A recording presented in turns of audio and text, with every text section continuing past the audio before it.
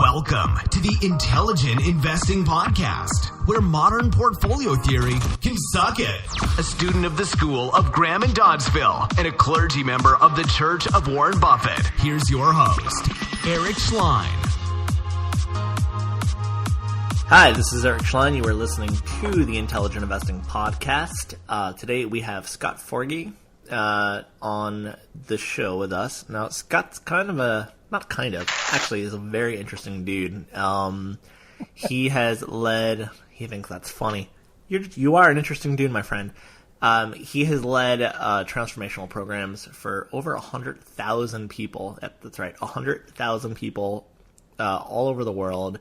Has coached top executives from all fields, award-winning architects, designers, Oscar and Tony-winning actors.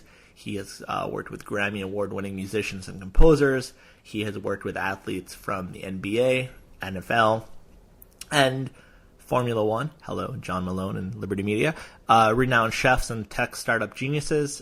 His practice brings together in-depth thinking from Silicon Valley with the wisdom and practices of advanced consciousness development, which you'll have to explain a little bit about what you mean by that. He has, having teams and groups operate as un or one. Is it un or un? How do you say that? Un. Un, okay. Un. Got it right the first time. Provides the That's power right. to solve nearly every issue in business and in life.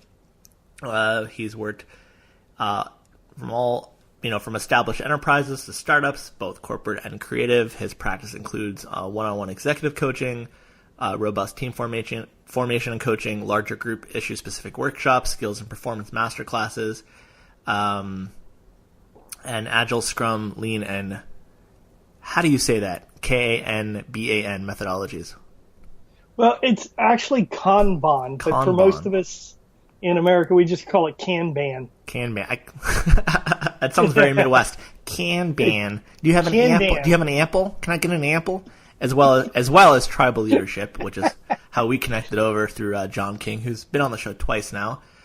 His practice is based in Silicon Valley, but works both nationally and internationally, in person and virtually. And then in his spare time, he comes on cool podcasts and hopefully doesn't get scared off after the first time. So welcome to the show, Scott. Thank you very much. Thank you for having me on your show. I hope I did not butcher your bio there. No, it was incredible. Now I've got something I have to live up to. Mm. Well, if you talk a big game, that's kind of how it works.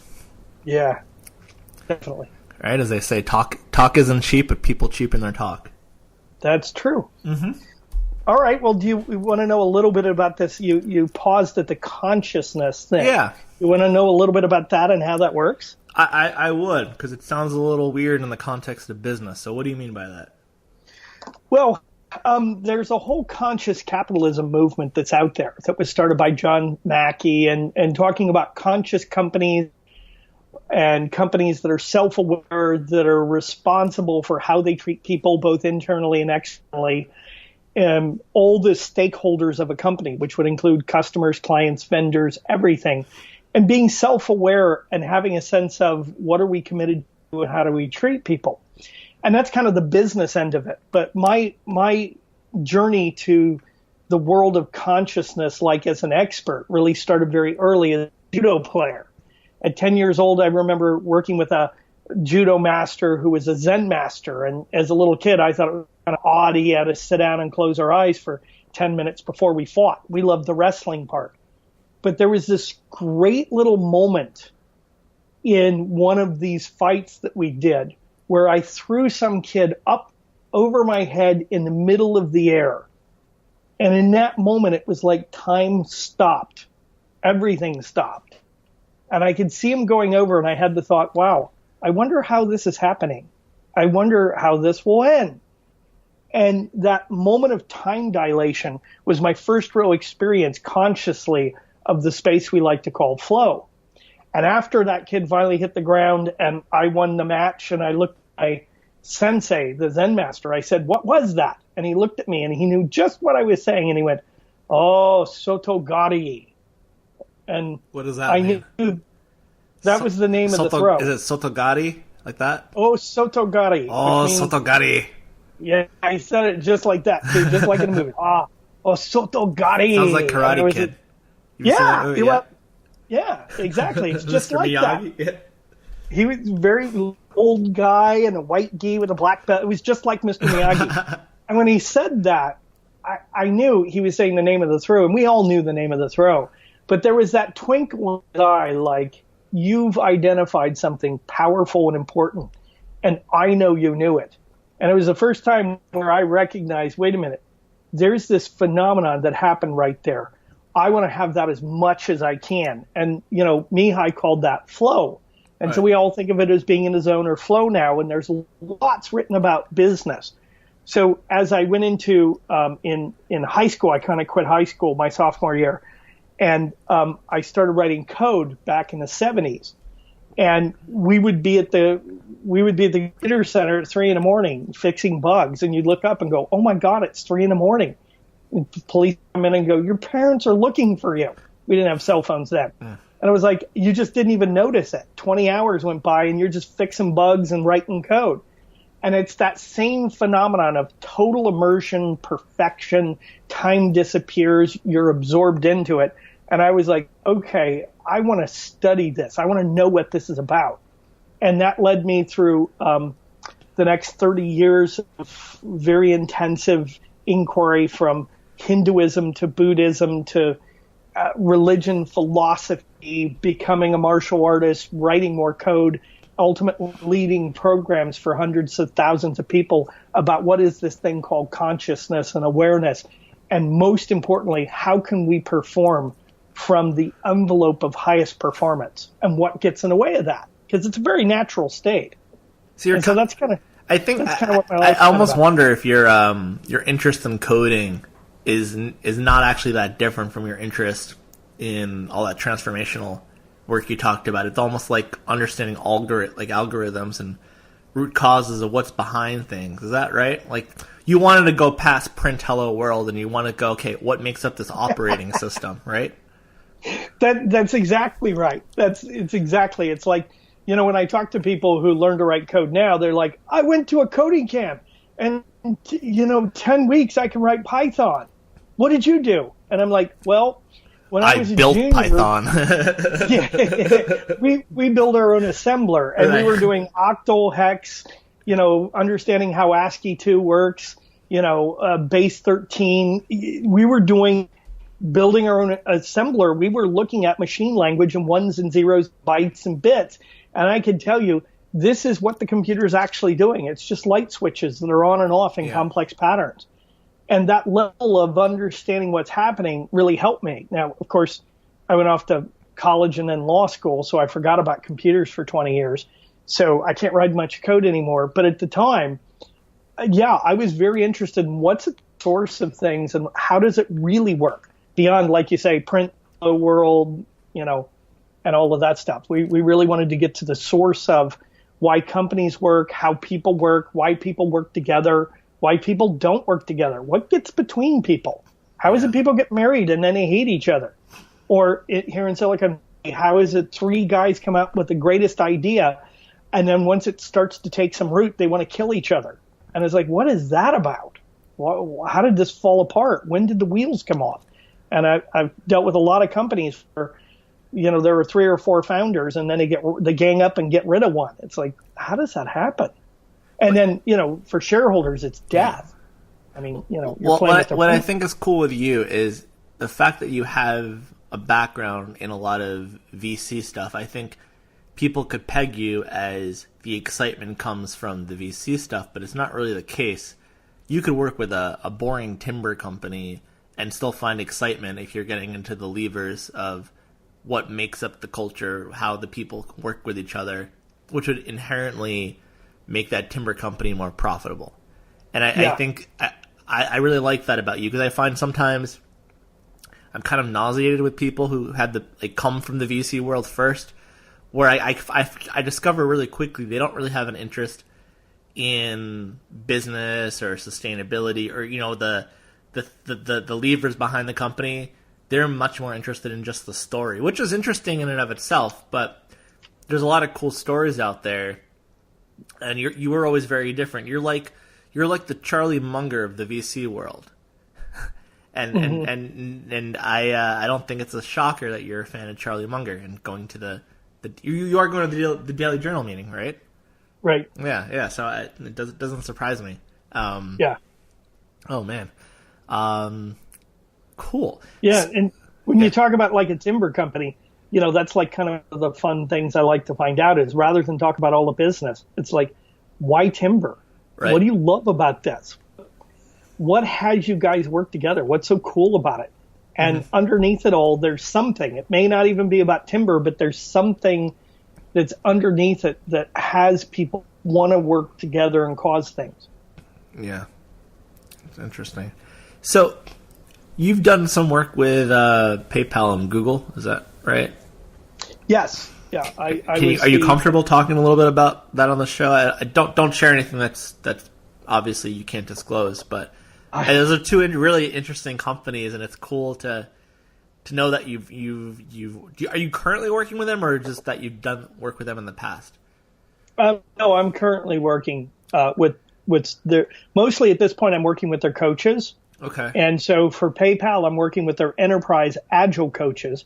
Agile being a methodology of how you attack problems that are complex, like running software. And not complicated, but complex, which is its own phenomenon. Sure.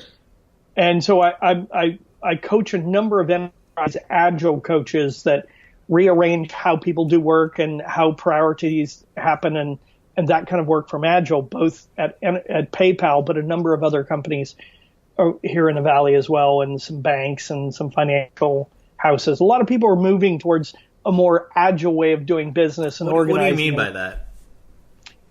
Well, it has to do with how quickly you can respond to change. Your agility is responding to marketplace change, needs in the marketplace, and doing that quickly. So if you take something like the automobile industry, 20 years ago, it took 7 to 10 years to change a model, come out with a new car, right? A new line was a 7 to 10 year phenomenon. Well, what happened with Tesla is they can do it in 2 or 3 years. So some things happen very quick. In the world of software, we want to get to where we're responding to what the marketplace wants very, very quickly. With companies like Google, they're putting in software and taking out software, features, benefits, bug fixes, moment to moment every day, which is, kind of hard to even imagine how you could do that. But they're so agile, they're responding in real time to what people want and what people don't want and what's useful and what's not, and adding new things in. And so it's very hard for traditional, more hardware-y businesses to do that. But in software, you have instant response. So you're always working on product market fit and time to market when you see things. So that it makes it kind of an interesting, business agility is a very interesting phenomenon. But you can apply that to more hard asset business. As you just said, you can apply it to the automobile industry. Yeah. And that's more about being, as like my company, we talk about being one with your customers. You can start to see what they want, but you can also start to anticipate what they want or see where they're looking. And for companies where you're doing hardware, where it takes 2 years to create something, that connection has you at least be ahead of your competition, which only responds after people start buying it. So it gives you more proactive, adaptive way of looking at business as opposed to a responsive way of looking at business. So how does this go ahead? We want to be not building, it's kind of like Tesla. We don't want to be building the cars of today. We want to be building the cars that people want tomorrow, because there's that lag time between inception, execution, and delivery. And a lot can happen in 2 years.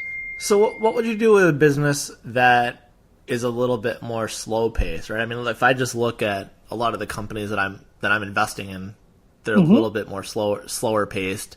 I wouldn't personally invest in something where I wouldn't even be able to predict what the future would somewhat look like in the next 3 years. How do you apply that to kind of a boring company like that? Give me an example of a boring company. It doesn't have to be one you're invested in. Sure. But something people know. Well, here's an industry that's just boring. Okay. Well, why don't we just, so we were talking about before, let's say you were looking at a timber company. You know, or actually, you know what's a real boring company, because it takes almost no people to run it, is a self-storage business. You know, let's say I own 30 self-storage units, right? Right. And there's clearly some customer service going on. Maybe figuring out where to build. What would you do? What would you do with a business like that? It's really kind of predictable and boring. Yeah, something like that. You'd be looking forward towards trends in where those things are located, market, what things people value, and also value adds. So you'd want to be in the world of the customer and what they need and anticipating what they need. So there's follow-along products, there's follow-along services, as well as where the new markets are going to be and what serves them. Are they saturated? It's just all about adaptability. Okay. How do I adapt to what they're doing currently? Let me ask something differently then. Are there any businesses where just like, if they approach you, you'd be like, yeah, I can't even do anything for you. Like, I'm just not a good fit. Like, what would you say no to? Is there anything like where you're just like, I can't really add value here? Well, yeah, there's probably some. Some of the bigger, well-known hardware, like someone like Intel, there's not a lot you can do. They're optimized for a certain thing. They've got a marketplace. They've got delivery. It's pretty well set in stone. There's not much you're going to do. Okay. The only thing that you're going to do is maybe a little taking out a little risk or taking out a few steps in their manufacturing process. Okay, like lean. Sure. Now, lean in places like Toyota, really kind of brought lean to the foreground. All of that Kaizens and lean is just about, taking waste and having things go quicker, faster, marginal improvements. That's all good. If you take something like a financial house, how agility is making a difference there is more internally rather than customer facing. So we're looking at being more innovative by bringing more people to the conversation rather than having a top-down idea. Okay. So a top-down idea would be something like an architect designs a building, and then they hand over the plans, and then they render the plans into blueprints. They hand them to people and say, go buy 4 million board feet, cut it this way, assemble it this way. So if you're on the bottom of that, you don't really have a lot to say about how it's going. Right. The problem is, in a lot of things, there's sufficient complexity that the people that are meeting the customer or dealing with it at the level of where the value actually gets delivered have a lot to say about what's going on. And so you can rearrange companies so that there's very, very quick feedback loops. And that's what creates the agility. So it's more of an internal phenomenon. And that's where a lot of innovation comes from, is the people who are building the cars or the people who are building the buildings or talking to the customers. Those needs and those concerns, when they bubble up, become the essence of innovation. And if you tell people to just shut up and do your job, well, you've fundamentally killed off any chance of any innovation, which means you're only going to write out the certain product market fit you have in the delivery model. And what do you do to get people to trust that process, right? If you're a CEO and maybe you even have a very good reputation as being a good operator, what has someone say, hey, I'm good at my job, but I'm going to entrust other people who are not going to do as well as I can? That's it's got to be tough. Yeah, it's really tough. And especially when there's a little bit of fear in the air. Blood in the water makes the sharks come. And so people get more and more afraid and more frantic. And what people do when they get afraid is they do whatever they've done in the past that works. And if they're effective, they tend to say things like, I know what it's my favorite thing that executives say. It just slays me every time. They'll look at me and they all get that face and you go, here comes the lecture. And they go, look, it's just an execution issue. You need to know what you're doing and just do it. Just execute. It's simple, execute. Rule one is it's an execution issue. But from the top, it just seems like, well, this is so obvious. Yeah. And it's like, well, yeah, I'm sure it does look like that. But in reality, it's never an execution issue. So this is where the consciousness stuff comes in. right? Because they're just unconscious to what's going on. They can see the execution, but there's all the stuff that they're blind to. Is that what you're saying? Yes, that's exactly it. You can see the feedback, which is, wow, we're not doing well or selling well, or we have a lot of problems. But the source of it is never, we have a lot of problems. No, that's the problem. Right. Okay, people aren't buying our goods. Well, we need to get people to buy our goods. Yeah, I know. That's the problem, not the solution. So people have this feedback loop when they're not conscious and scared of saying, here's the problem, it's the problem, and it's the solution. Well, people aren't executing. Okay, so they need to execute. Okay, can I play that back to you? Do you know you just said, here's the problem, it's the problem, now it's the problem, right? And they're like, but they just need to execute. It's like, wow. And then what you find is all of this pressure. As a former CEO of a publicly traded company, I can tell you, there's a lot of pressure. You were a CEO of a public company? Yeah, I took a company public. Oh, no way. Yeah. What company? A company called Vigilant. It was legal software. Huh. Yeah, it ultimately fizzled out because we didn't anticipate some of the regulatory upsets. Actually, the regulation was fine. It's just people were like, I'm not sure you can do this nationally. And we were like, yeah, you can. So we were going to be the H&R Block of a particular type of federal law, financial law. And we never got it. We got it, took it public, raised a bunch of money, but it never actually took off. So, I had to file those reports every quarter, and I had to sign them and do all of that stuff. And I understand the pressure of having to account to shareholders and, but you can't turn around and go, we're not executing, we need to execute. It's right. Like silly, because the issue isn't we're not executing. That's the problem. The question is, why not? What did you learn from running that business that fizzled out? What did I learn? How many hours do you have? What I learned is one of the things you learn in the world of lean startup, which is always test your riskiest assumptions first. Yeah. And then second of all, test them with other people.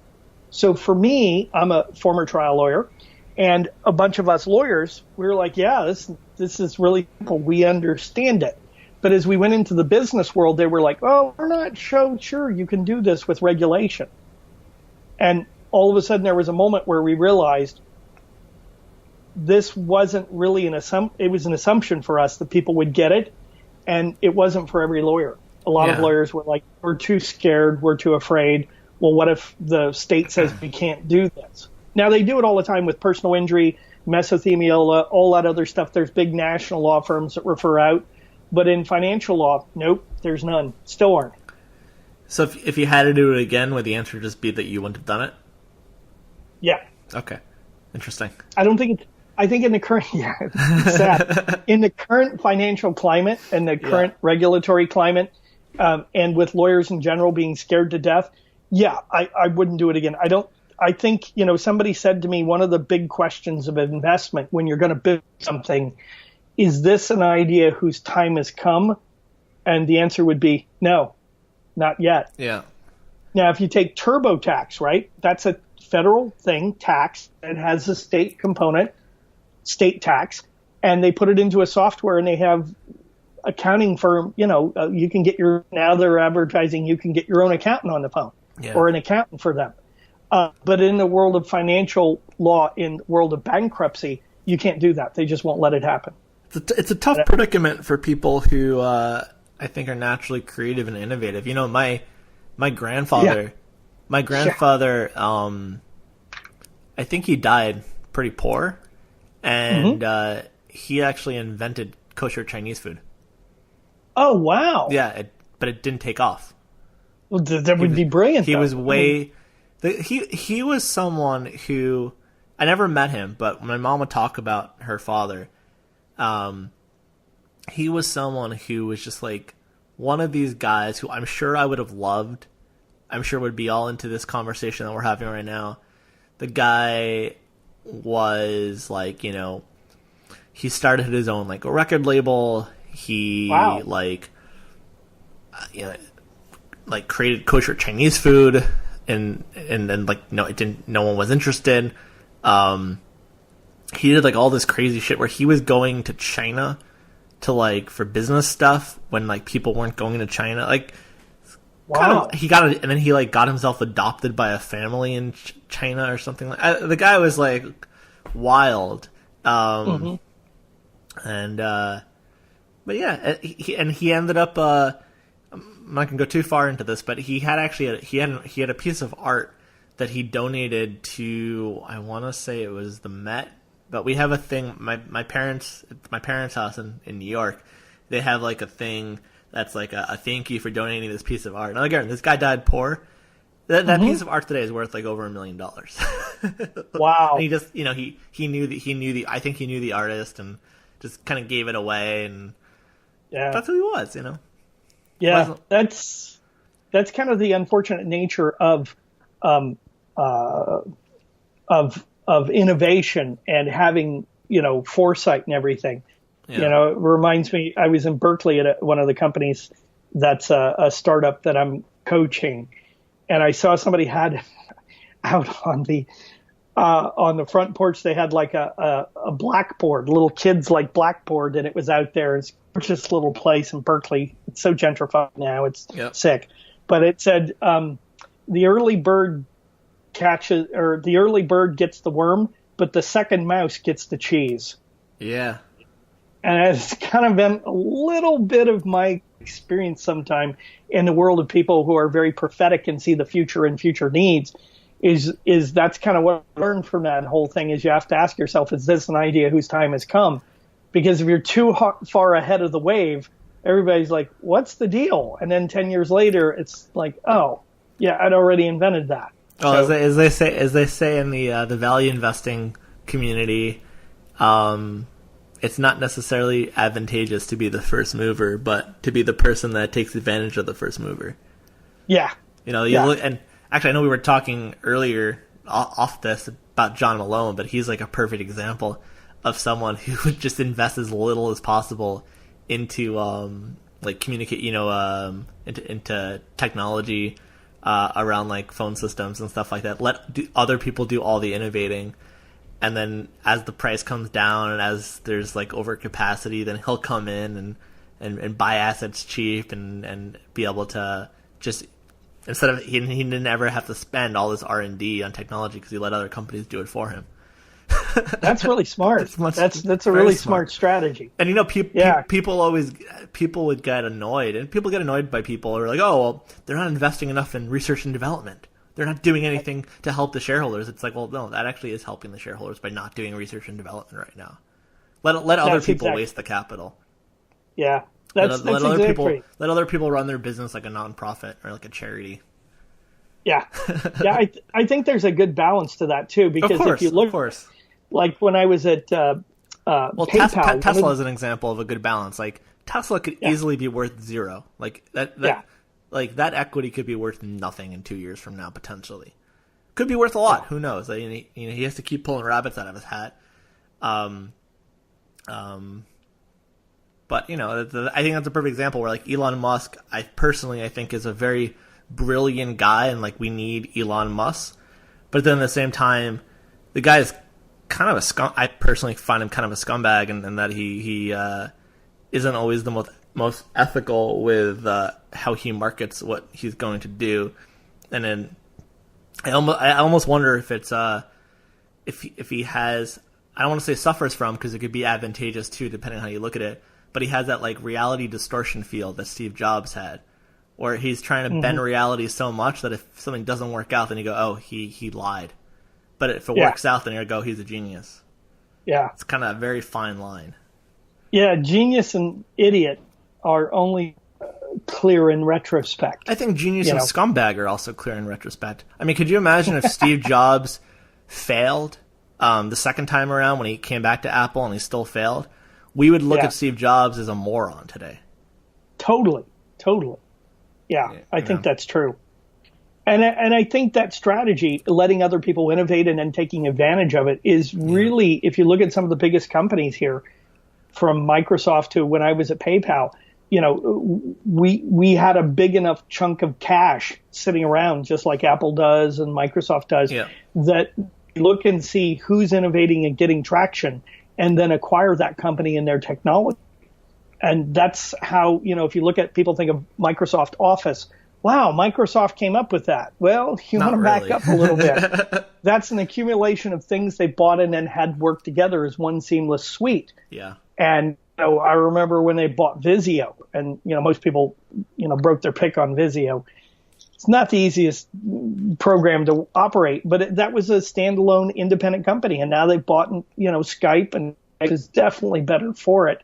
Mm-hmm. It's phenomenal, reliable. It's way better. But what we've seen is a lot of these companies, once they get at scale, it makes much more sense for a variety of different reasons. One we were talking about offline.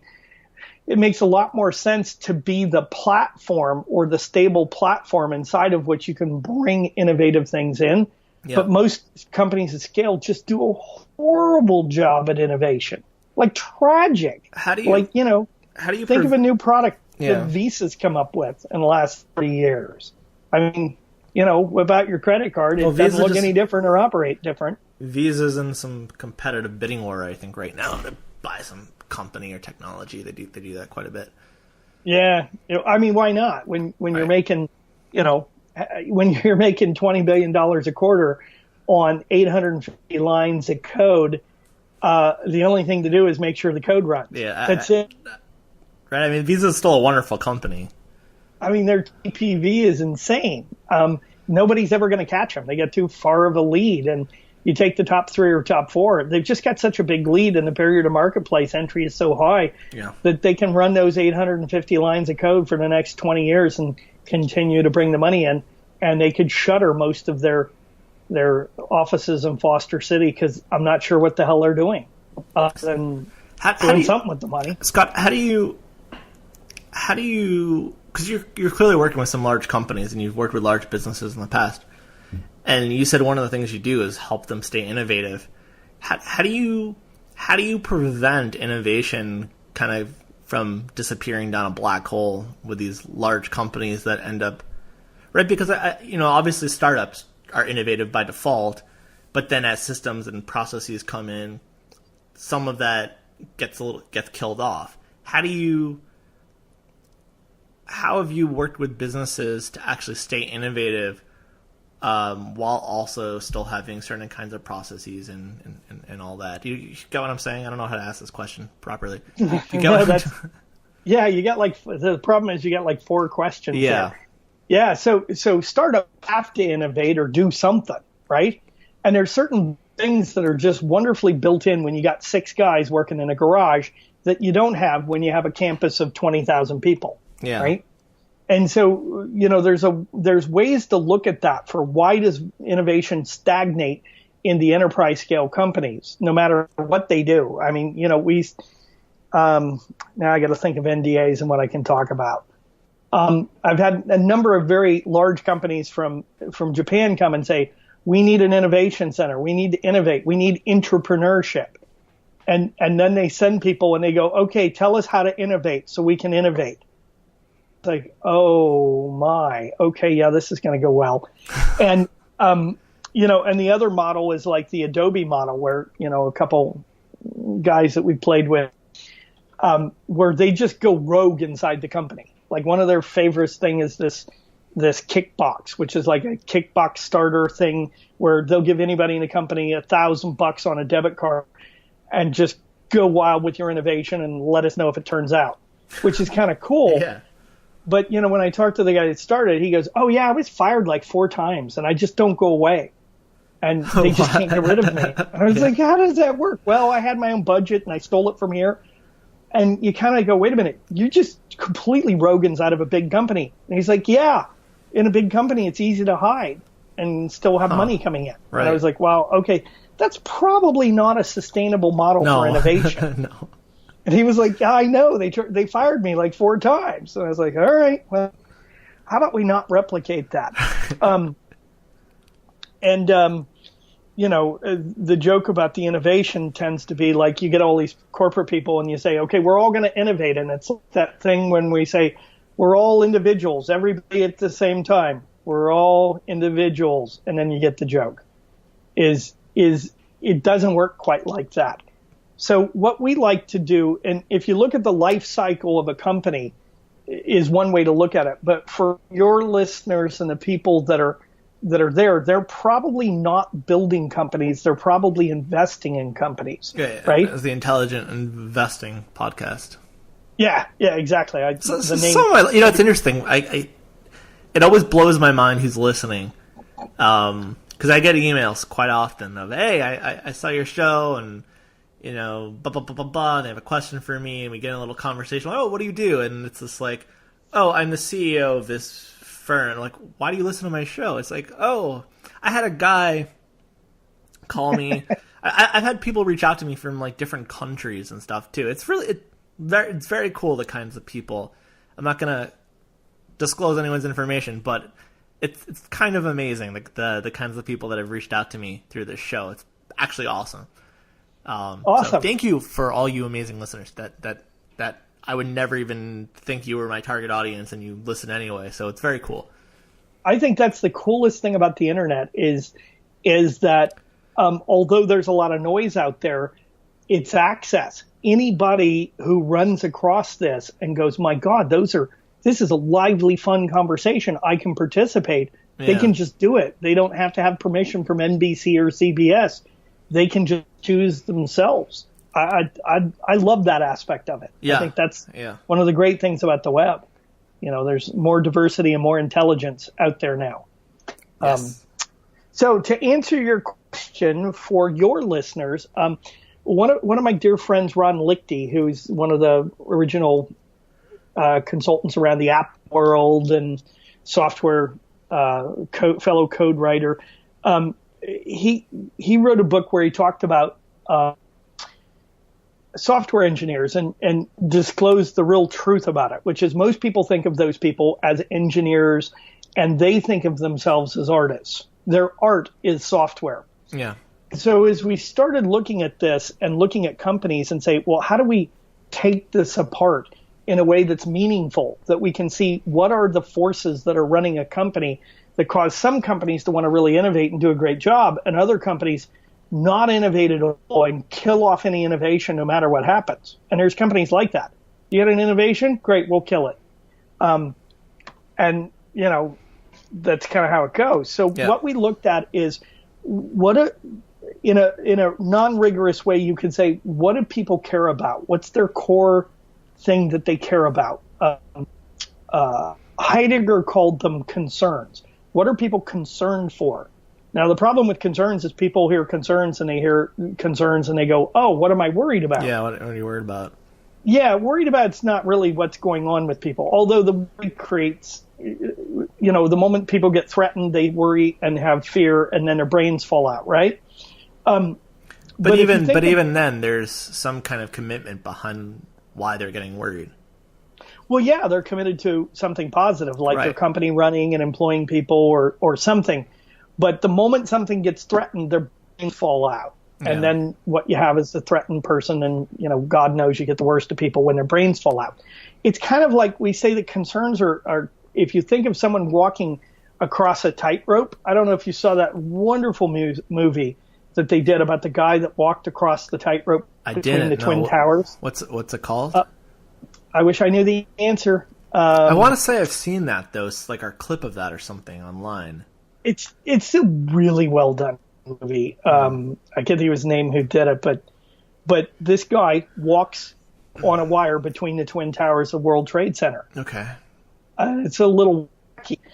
And so he's got a concern for, you know, walking and balancing and things.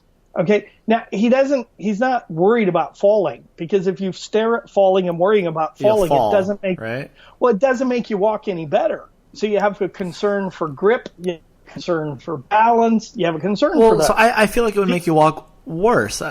Right? That's exactly right. If you look at businesses, right, where because there's so many case studies. I don't even know where I would start with this, but generally businesses that are kind of like going through the motions and aren't really like, hey, let's take a step back and see like why we're doing what we're doing. The moment like shit hits the fan, it's let's do cost cutting and we're going to be in as much survival as possible. And what's amazing is like, okay, you're in an environment right now where every other one of your competitors is now getting weaker. Why the hell are you getting rid of people and stopping innovation? This is your opportunity to innovate and destroy your competition, and they do the opposite time and time again. And it's just like, wow. Yeah, I just have a company right now that I get asked to coach, and they just went through where they lost 2 founders and reduced their head count by 30%. It's only a company with 100 people or so. Yep. And it's like, why did you do that? What were you thinking? Is it going to cut costs? But you know what they were thinking. Yeah, we got to cut costs and make everybody happy, or else we're out of business. Right. And it's like, no, that's what the people do. What the bold people do is go, okay, we got to chart a new course, right? But I think people don't have a strong muscle in that. Like, it's like, well, I can't chart a new course if I don't have the money to do it. All right, you'll have people with their justifications of why they can't do it.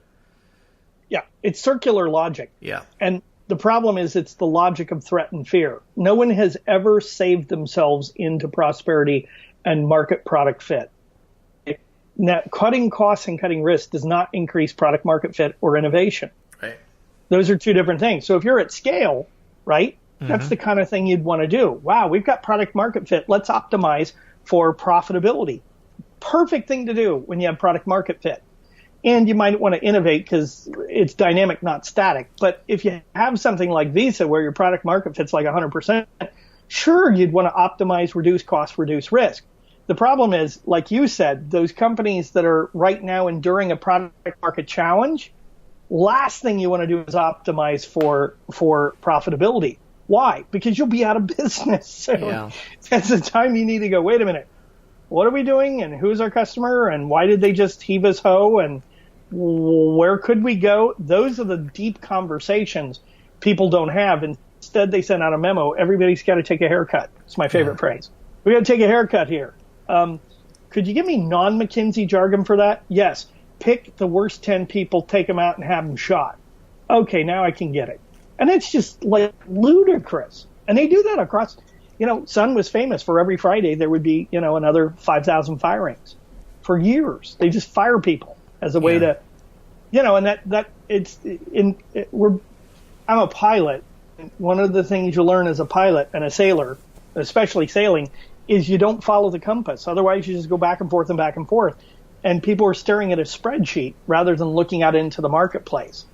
And the spreadsheets are informative, but as a pilot, you can't fly according to the compass. It'll kill you. Huh. You want to anticipate. So yeah, that whipsaw kind of response and reactive way of thinking will kill a business quicker than anything. Well, but thank God no one's ever flown with me while I was the pilot. I've never flown an airplane, but I would. Oh. But if I stepped into an airplane, I'd probably just follow the compass. It wouldn't be a good outcome, I guess. It's kind of funny because there's just a touch of lag too, and we call it pilot stop oscillation, PIO, and it's kind of funny. Like when you're driving a car and it starts to fishtail and you go one way then the other, then it gets worse and worse and worse. It does that like times 20 in a plane. Oh, interesting. And so you can get a really bad feedback loop and do some really bad things like JFK Jr.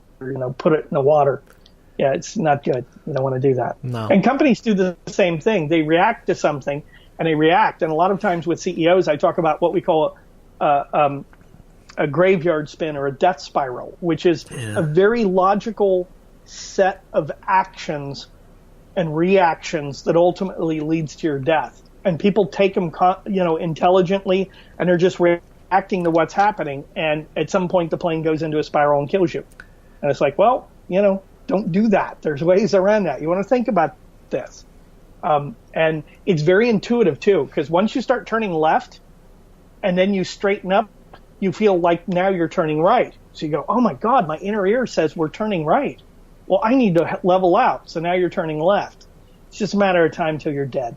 Huh. And that's exactly what companies do, too, is they go by their experience and what's happening rather than reading the really important things like product market fit, what the customer thinks, where the market's headed, those kind of things. And that kind of feedback comes from the ground and from the customers.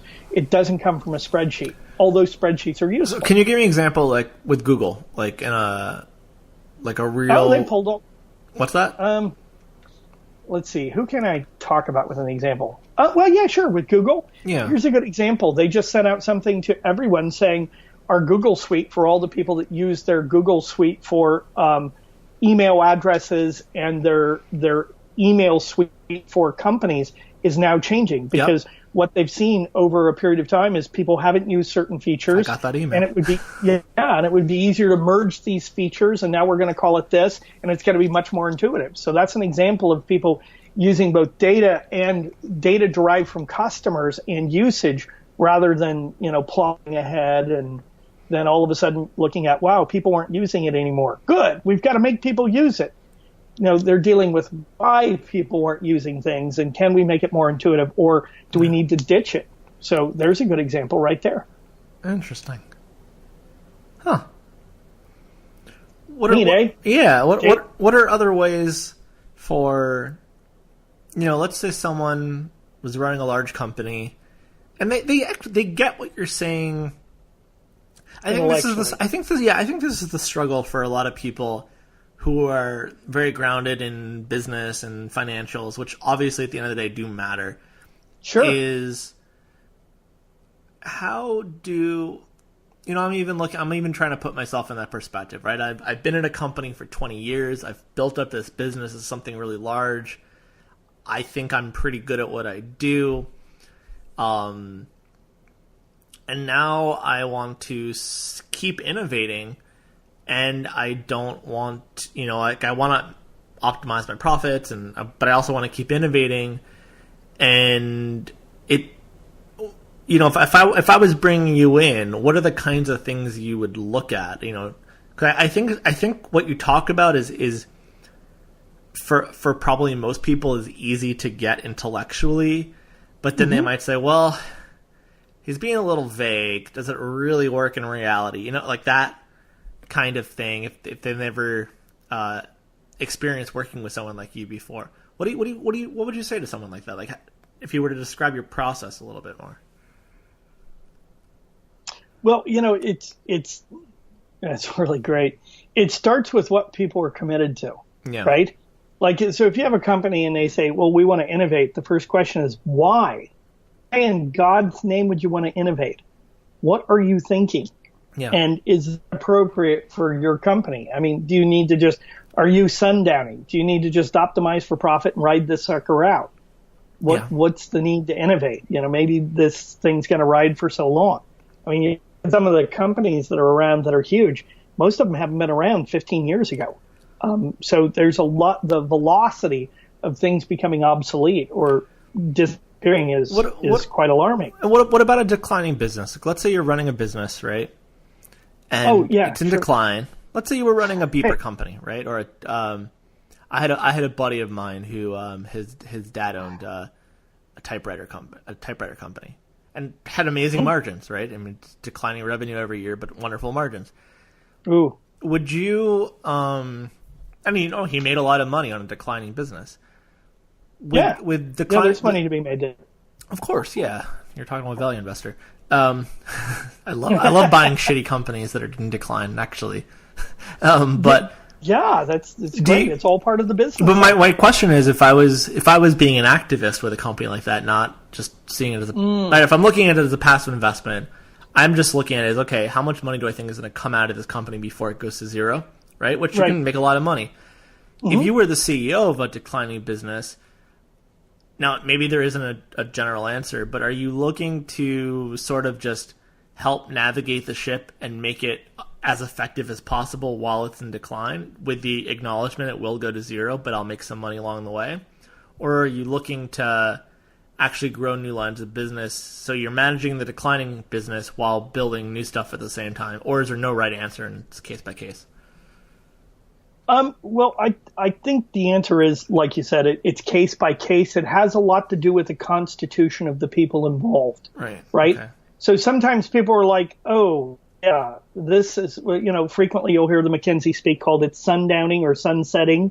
Okay. Yeah, technology is sunsetting. So the question is, how much money can we make until nobody uses it anymore? Right. And I know people who are, one of my dear friends, Peter Fikowski, runs a company that helps with software on machines that were designed to make computer chips or designed to do things that are 5 years old and older.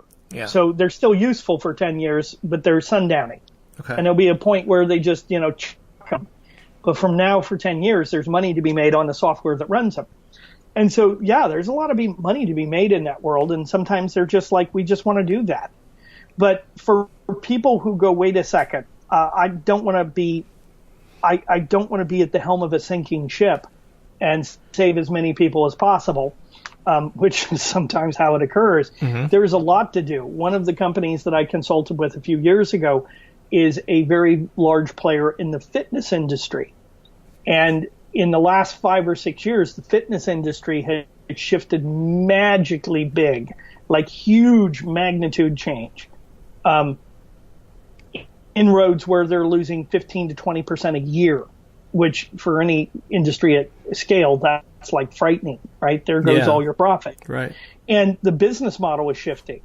And so the way to approach those kind of companies is to actually look at what is the core value prop? Why did we get into this business? What value does it generate? What value do people want? You have to go back to building blocks. And that's the source of innovation, is instead of going forward and saying, well, we're going to do a new product. Wait a second. We need to deconstruct, and we need to first see, what are we useful for? Why did people love us? Why did people give us money? And why are people giving us money now?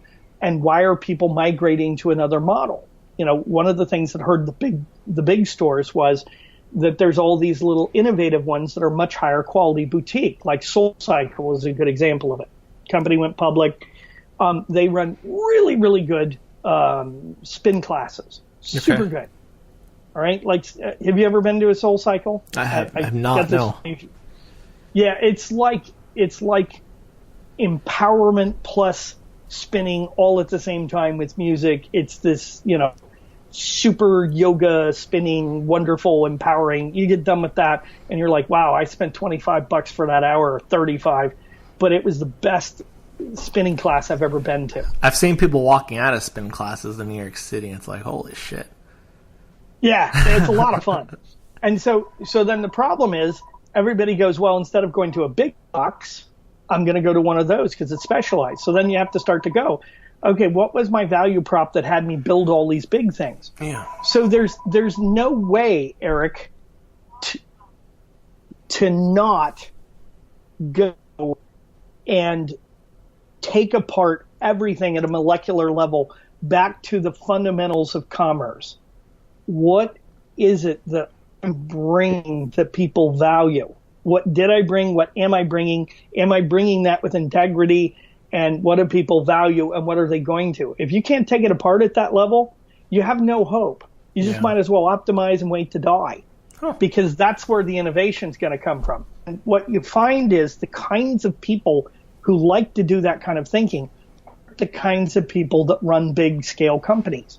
Yeah. Okay. They're more like optimizers. So that founder energy, that spark of like the CEO of that company was a guy who was a fitness guy. I mean, he's like, we'd have a meeting and I'd say, okay, we're going to meet at 6 a.m. And he'd say, well, I got up at 3 to get my workout in so I could fly here and meet with you. I was like, what? Yeah, got up at 3. He's like, I'm going to get my workout in. And he climbs mountains, and he just loves fitness. Mark, he's an extraordinary fitness guy. And he just asks me every time I see him, how's the fitness going? How's your trainer? Are you enjoying it? What are you doing? How fast are you running a mile now?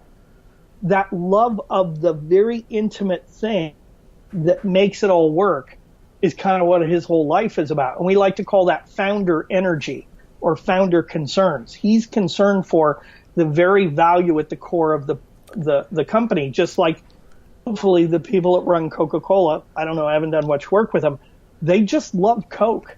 And they really love that. They better, or else it's going to be a real problem. Well, it's funny. People talk about, I rarely bring up Warren Buffett on the show because almost becomes like a cliche, bringing him up too much, even though I love the guy and he's the reason I got into investing.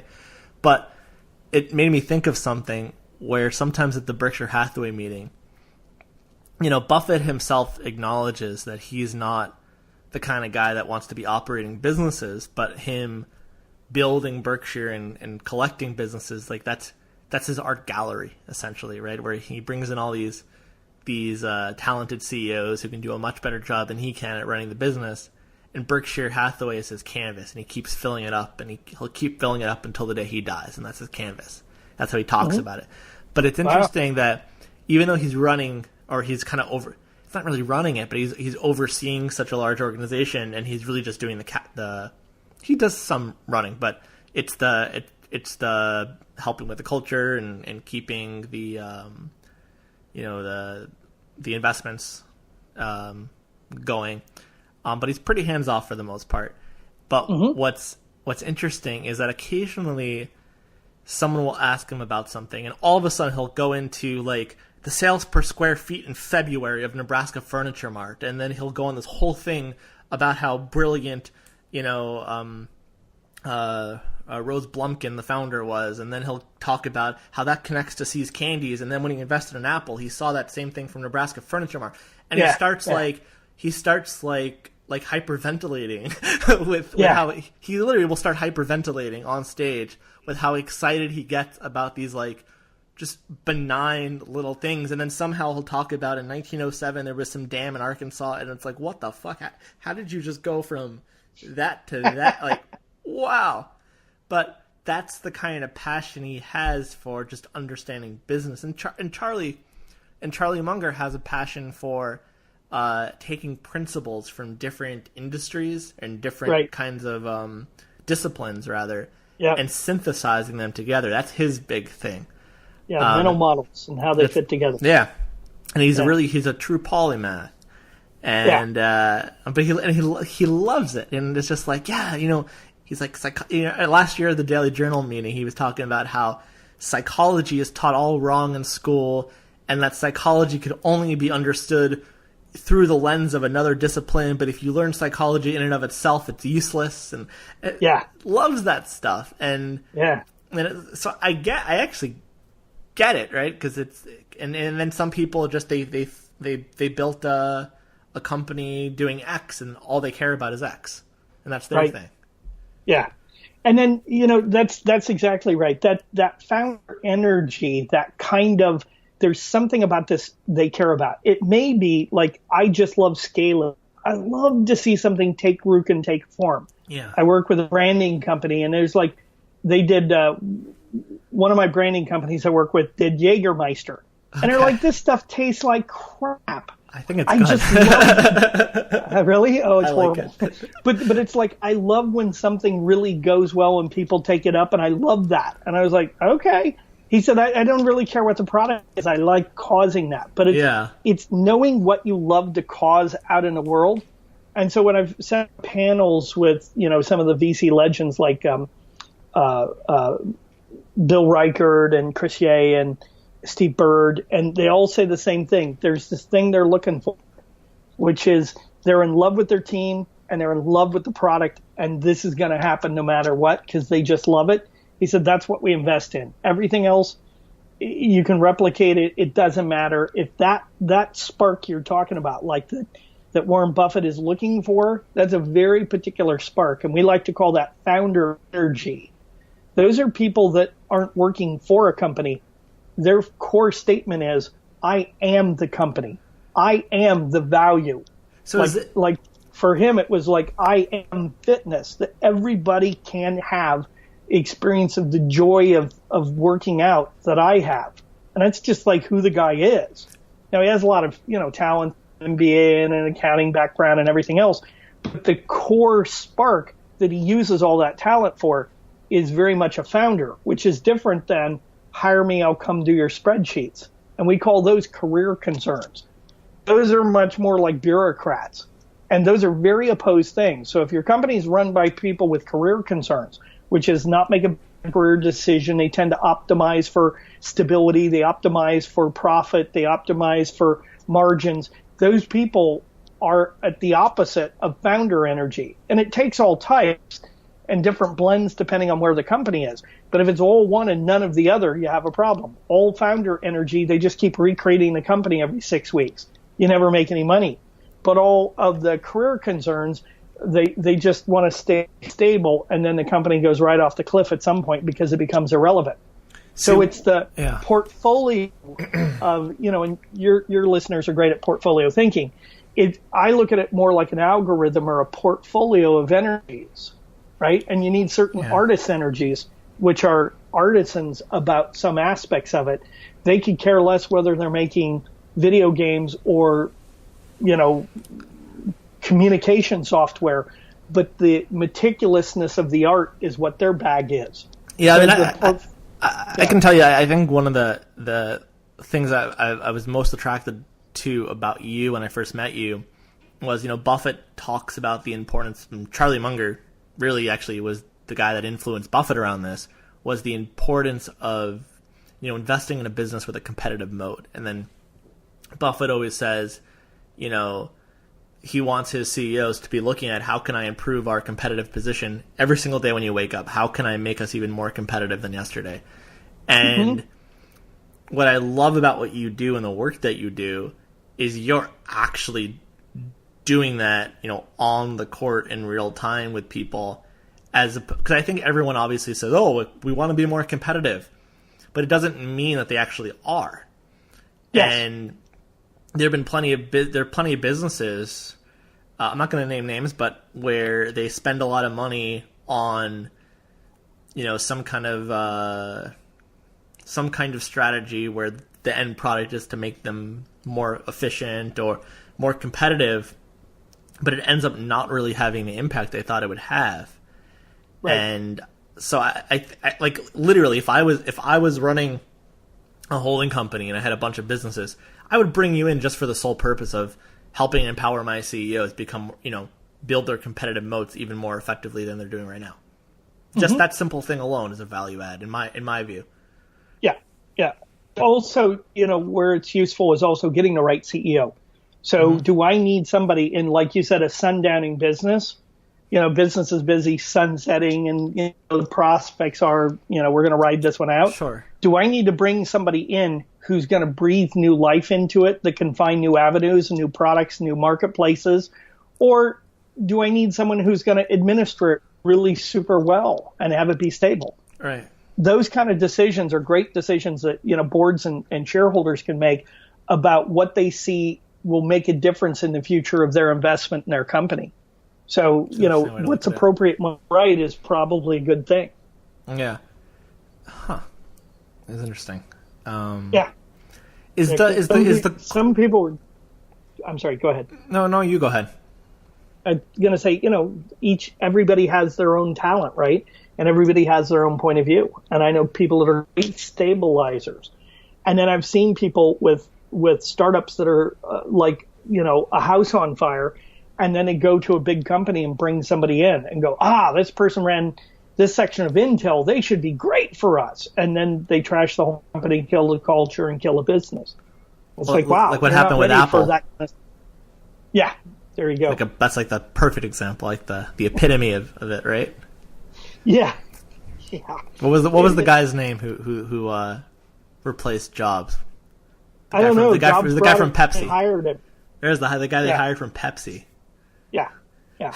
Jobs brought him in and hired him, and then he fired him and took over the company.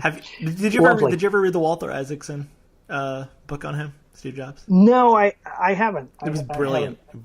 A fantastic book. Yeah. Awesome. I find some of those people are so mythological. Sometimes it's hard to really get a sense of who they are and what they do, like the Elon Musks and those people. And so I spend a lot of time, with smaller companies, with these people that aren't gods, but are really effective and successful, and say, okay, I can relate to these guys. Sure. What is it their genius is and what are they creating? So, I've had the luxury of being around some of those people, which is kind of neat. They're not household names, sure, but you kind of get a sense of, this is what works. Well, yeah, look, there's a lot of guys in the just CEOs of public companies that I really admire that most people have never heard of, but they're people I'm like, wow, like you got to read their shareholder letter. You got to, and I think they're really cool. So I understand that. I wanted to ask you, so your attraction to tribal leadership, I've actually had John King on the show twice. And we've talked quite a bit about tribal leadership. There's over 2 hours worth of content on tribal leadership on this podcast, and I'll put some links in the show notes. But was your attraction to tribal leadership through just your general interest in culture at organizations? How did you come to that? Yeah, well, funny you should mention that. I come to it because the holy grail really in the world of companies or anything is team. Team? Ultimately, team? Yeah, it's team. If you read any of the work out on Agile, if you read Sapiens or anything, what you find out is if you look at the military, it's all teams. Teams are 7 plus or minus 2 people. Okay. And at the source of everything is teams, small teams, not work groups, teams. And a lot of people have had the experience of being on a championship team. Mm-hmm. But it's surprising when I go talk to people how many people haven't had the experience of actually being on an authentic team. Team is a phenomenon that arises. Just stop there. I think what you just said is very important because I think the vast majority of people in the finance world, when you say team, it is such a common just thing that has been so diluted in our language. Like, you got to be on a team. We're a team. We're on a sales team. When I hear if I didn't know you and you just started talking about team, I would start rolling my eyes and probably tune out. Like, that's how disinterested I am in most people talking about teams because it's just okay, the guy doesn't get it. You get it. So can you elaborate and just drill down a little bit more on what you mean when you say team compared to a lot of the common vernacular and the common wisdom about what people think a team is compared to what a team actually is? Yeah, really, really well said, and I really appreciate, Eric, you not glossing over that because that's one of the biggest jokes there is. They'll probably shoot me, but one of my team of Agile coaches at PayPal, we call team pickle jar because the distinction is, listen, a jar of 7 plus or minus 2 pickles, even if they're co-located in the same jar, is not a team. They're just pickles in a jar. And so we like to call those work groups. Look, the fact that you put 7 plus or minus 2 people together, you gave them a team name, they have a team color, and they have a place where the workstations are, and they get together and say, go team. I worked at a sales organization once where before we started our day, we would huddle around in some stupid meeting and we would do a fucking chant.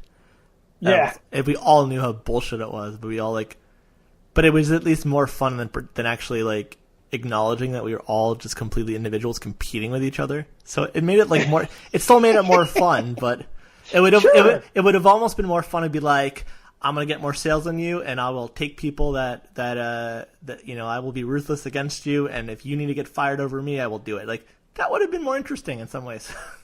Yeah. We were not on a team.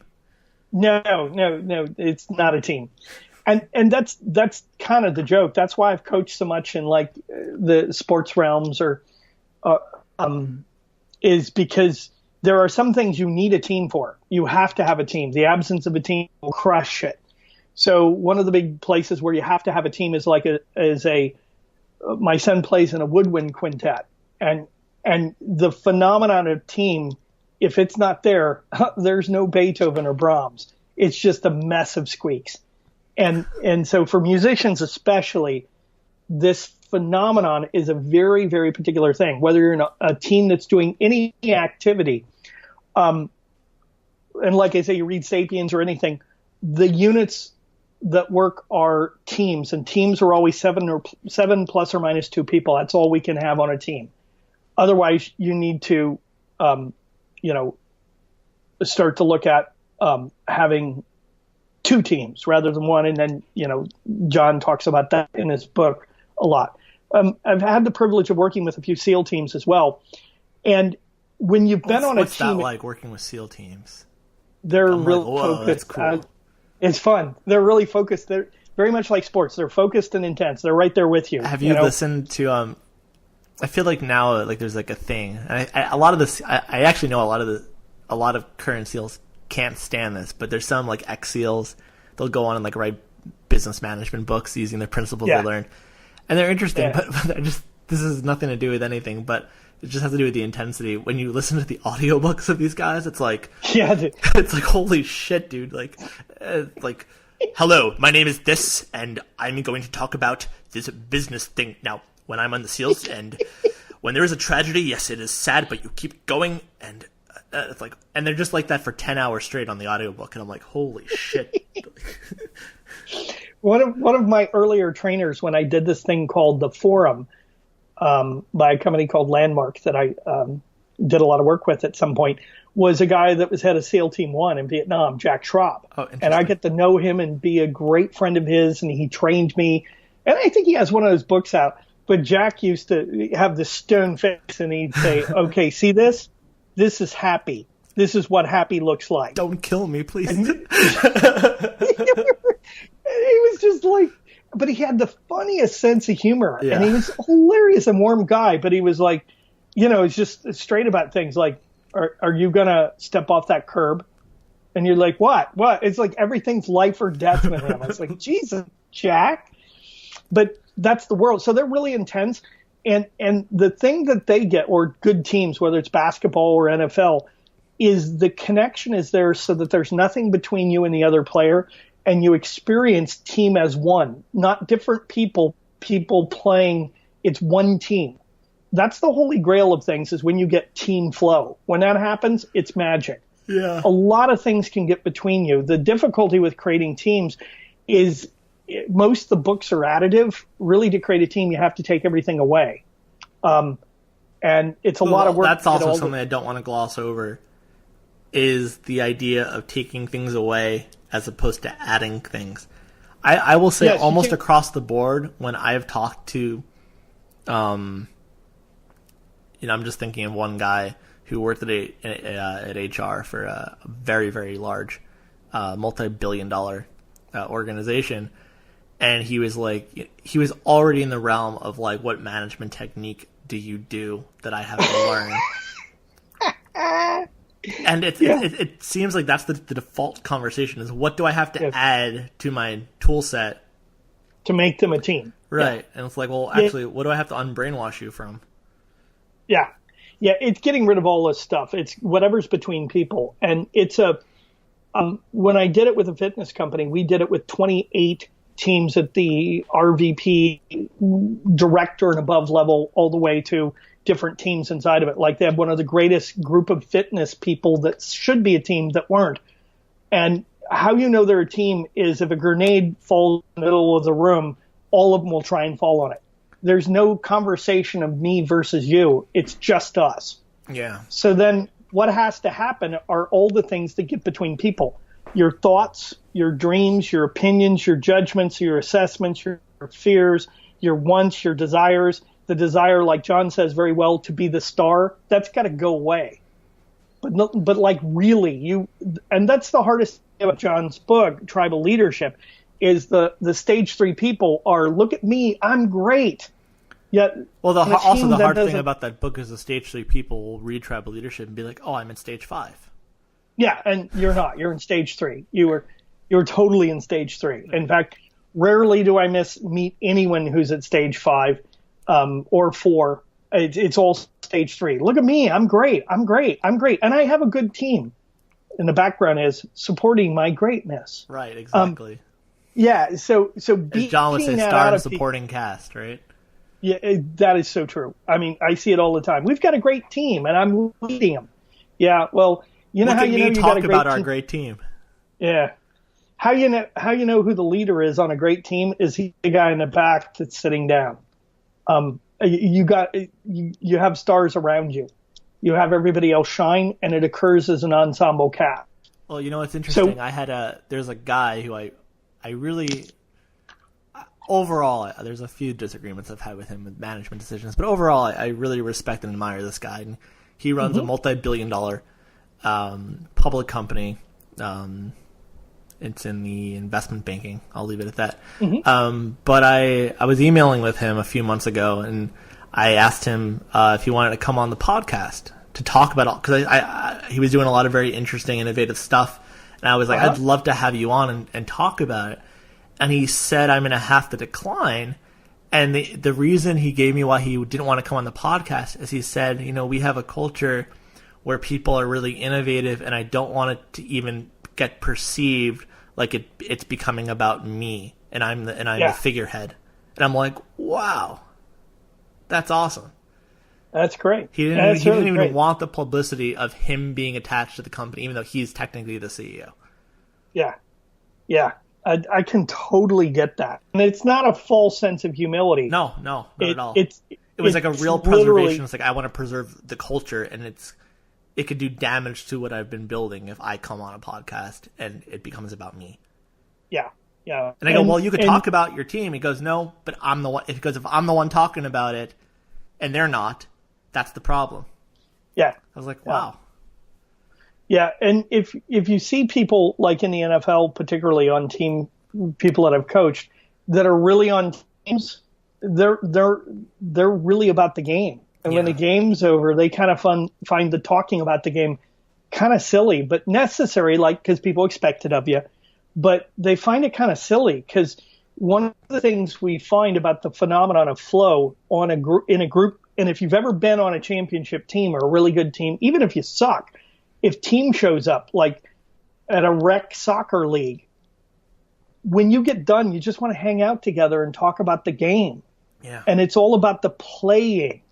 It's not about winning or losing or anything other than the playing.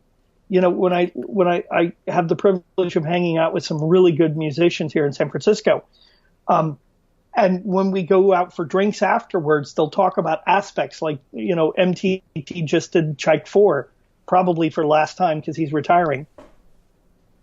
And listening to them talk about each aspect of playing, when it was done, the game was over.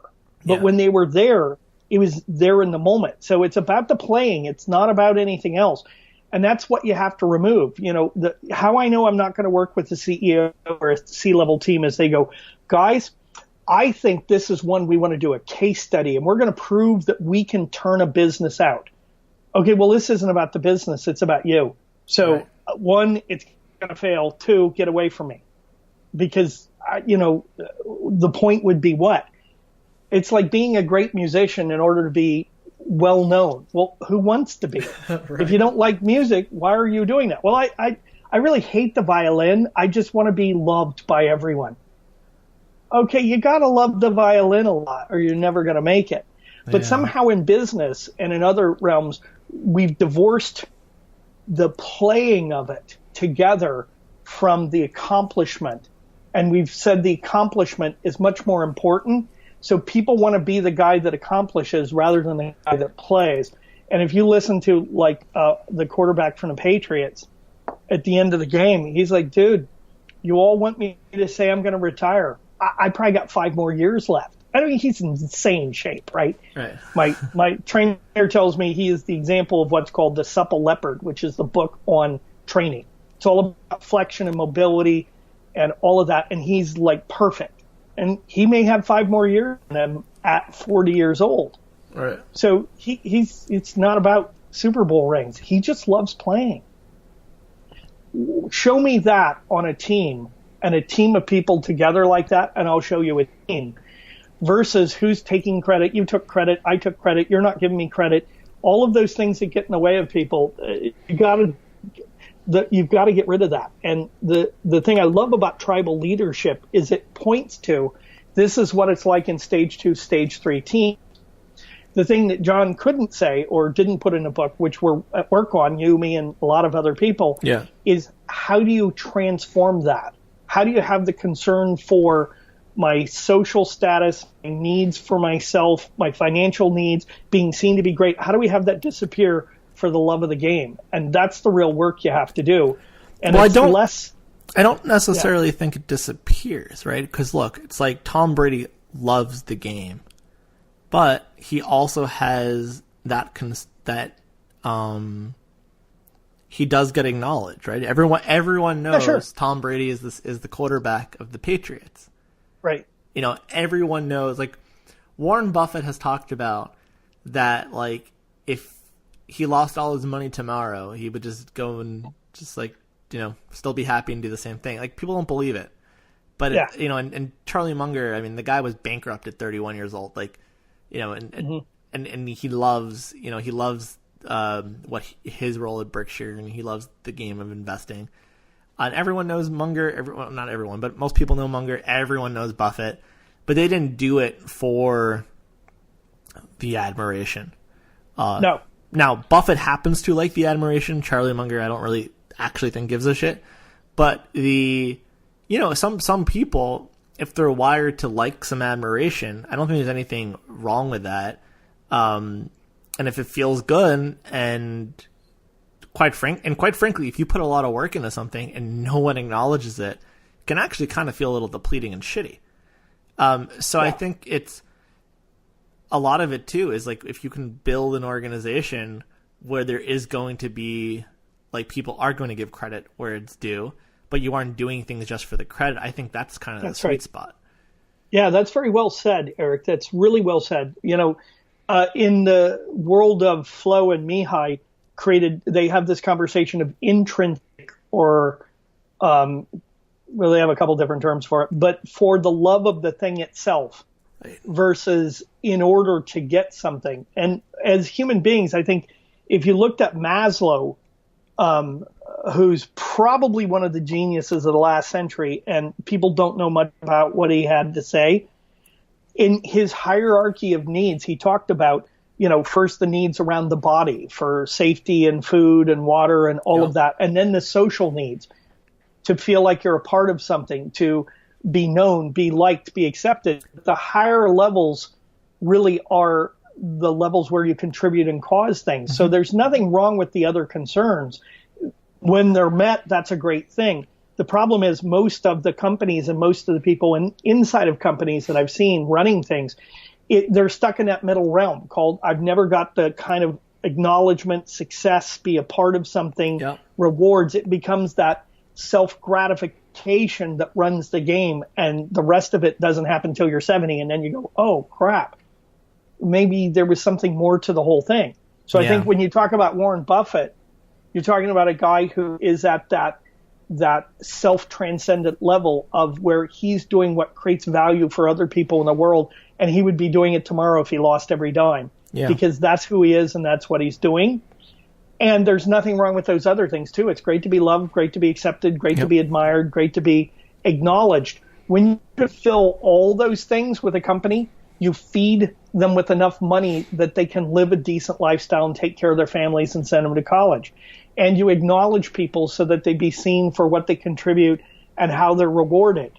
But that's not the end of the game, where they can really identify who they are and what they're out to contribute and have a place they can do that powerfully. When that gets acknowledged and you have teams of people like that, that's how we built Lululemon. With a very clear thing of, here's what we want to build. Were you part of that?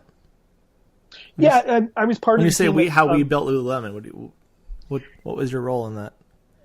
My role was a little bit cursory.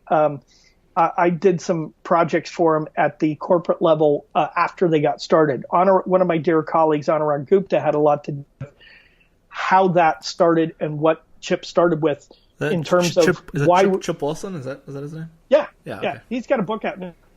And they worked really hard on, why are you doing this in the first place? Yeah. And the bottom line is, he just loves elevating things from mediocrity to greatness to excellence. Yeah. And so he just elevates everybody's experience and everything. I will tell you that walking into one of those stores, the people who work there are so cool. And that's the definition of good culture right there. Yeah. And same thing with Disney. If you look at Disney's originating intention, it was quite simply families having magic times together. And when I've done a little work with the Disney Institute, my daughter did a internship there, they're all cast members.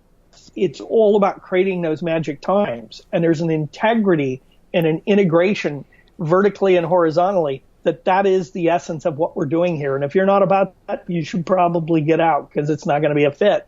And then from that, teams can emerge. So it all works all different ways, but it ultimately comes back to the same thing. Competence, but there's why you're doing it and who you're doing it with, and the connection there to each other and to the marketplace. And those are the things that cause success. Oh, one of the things I just thinking about right now is, it's like when the recognition becomes the byproduct of the great work as opposed to doing things in order to get recognition. I mean, one of the things I like to say is like there's the value in values, right? Like when you have businesses that are built and people are connected around core and resonant values, those businesses are just more profitable. But if you look at businesses that are trying to make money by like, we're going to have a mission statement and all of you are going to have to follow it, and if you don't follow it, we're going to discipline you. Like it actually undermines the purpose of the mission in the first place because it becomes fake. It's all in order to. It's an all in order to. Yeah. I turned down working for a company recently that it was all in order to. Like, I have this great idea. We're going to create a mission and train everybody in it. And like we said in tribal leadership, I don't know if we said it, but here's one of the insights from the next work coming out on that, is that if you're not at a level stage 4 tribe, if you're not about we're all great, values make no difference, because the only value inside of I'm great and you're not, or my life sucks and yours is good, and that world, the only value there is survival and ego. Yeah. So if you create a company that's all about survival, it doesn't matter what you put on the wall, because what's running the show is survival. Only when you get the company to a culture where it's about something other than survival, do core values, missions, or any of that crap make a damn bit of difference. You are just wasting your time if you don't get the culture to that stage 4. You know what? We're great. We're the team. And maybe it's not the best kicker in the world, but it's good enough, and we're a team, and we're great. Then values make a difference. Yeah, otherwise, there's only one value: survival. You know, it's something that's just funny that I'm thinking about too. It's kind of like so I can almost guarantee you have experienced this before, but as someone who has been in the personal development industry, if you will, whatever you want to call it, what do you call it? What industry do you say you're in? Personal development or corporate consulting? No. What do you call it? Sometimes I'll say consulting. Okay. Which is because you're not really doing consulting much, right? Like you're not telling. I guess you are doing some consulting, but like a bit. Consulting tends to be where you go in and you bring expertise that they don't have, apply it. Right. So it's not like a perfect fit either.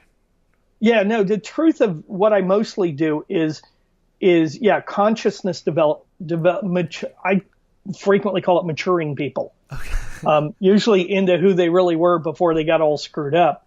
But there's development or maturing people. And then the second thing is being a thinking partner. My favorite phrase with everybody, almost universally, for the first 3 months I coach people was, we could do that, or not, because you have to think through things. And there's so many people that aren't thinking through anything, that you have to sit and be a thinking partner. Like, well, how is this going to impact things? And is that what you're really committed to? And who are we as a core business? And what is it our clients want? Those things go out the window at B school, and they don't ever come back, I don't think. So being a thinking partner and a maturity partner, bringing people along to who they really are is mostly what I do. Unfortunately, there's no name for that. Right. Maybe guru or something, I don't know. That's kind of pretentious. I was thinking for the activism that I want to be doing. The word that I invented for it was cultural activism. Yeah, I like that. I love that. Yeah. Being a cultural activist. Yeah. Yeah, no, I think that's really great. That's awesome. Because it doesn't, and what I liked about the word is it doesn't undermine other kinds of activism that does more like cost cutting and consulting. It's just like, we're doing the culture. And if that also means some cost cutting and consulting too, that's fine. Yeah. So it makes space for all of it. Sometimes that's appropriate. Right, correct, yeah. So, And I also like it because when you invent it, when you name a field, then all of a sudden you have a monopoly in it. But and I like monopolies. I like that. That's good. Yeah. What I was saying though before is people who work with other humans, right, and other people, and consulting and culture and all coaching, right? Whatever non-word you have for it. Yeah. It's right. It's like hard to describe something when there isn't a perfect word for it, but yeah, you get the world. You get the whole world of it. Those people who are so insecure, like in some of those circles, there are people who clearly come in kind of insecure, and it becomes their new thing to hide behind, right? Where like, if all you wanted, like, imagine if someone wanted to be like a world-renowned coach, but they haven't done anything in their life, and they haven't developed themselves at all, right? Yeah. So it's like, okay, well, like, what? Like, and those kinds of people, they just like, it's like a lot of their conversations is all in order to think of like what a guru they are, how enlightened they are. And I've had so many situations where I'm just like trying to introduce myself or like meet one of these people, and then they like start like unsolicitedly like start coaching me in the middle of my conversation. I'm like, what the fuck, dude? Like oh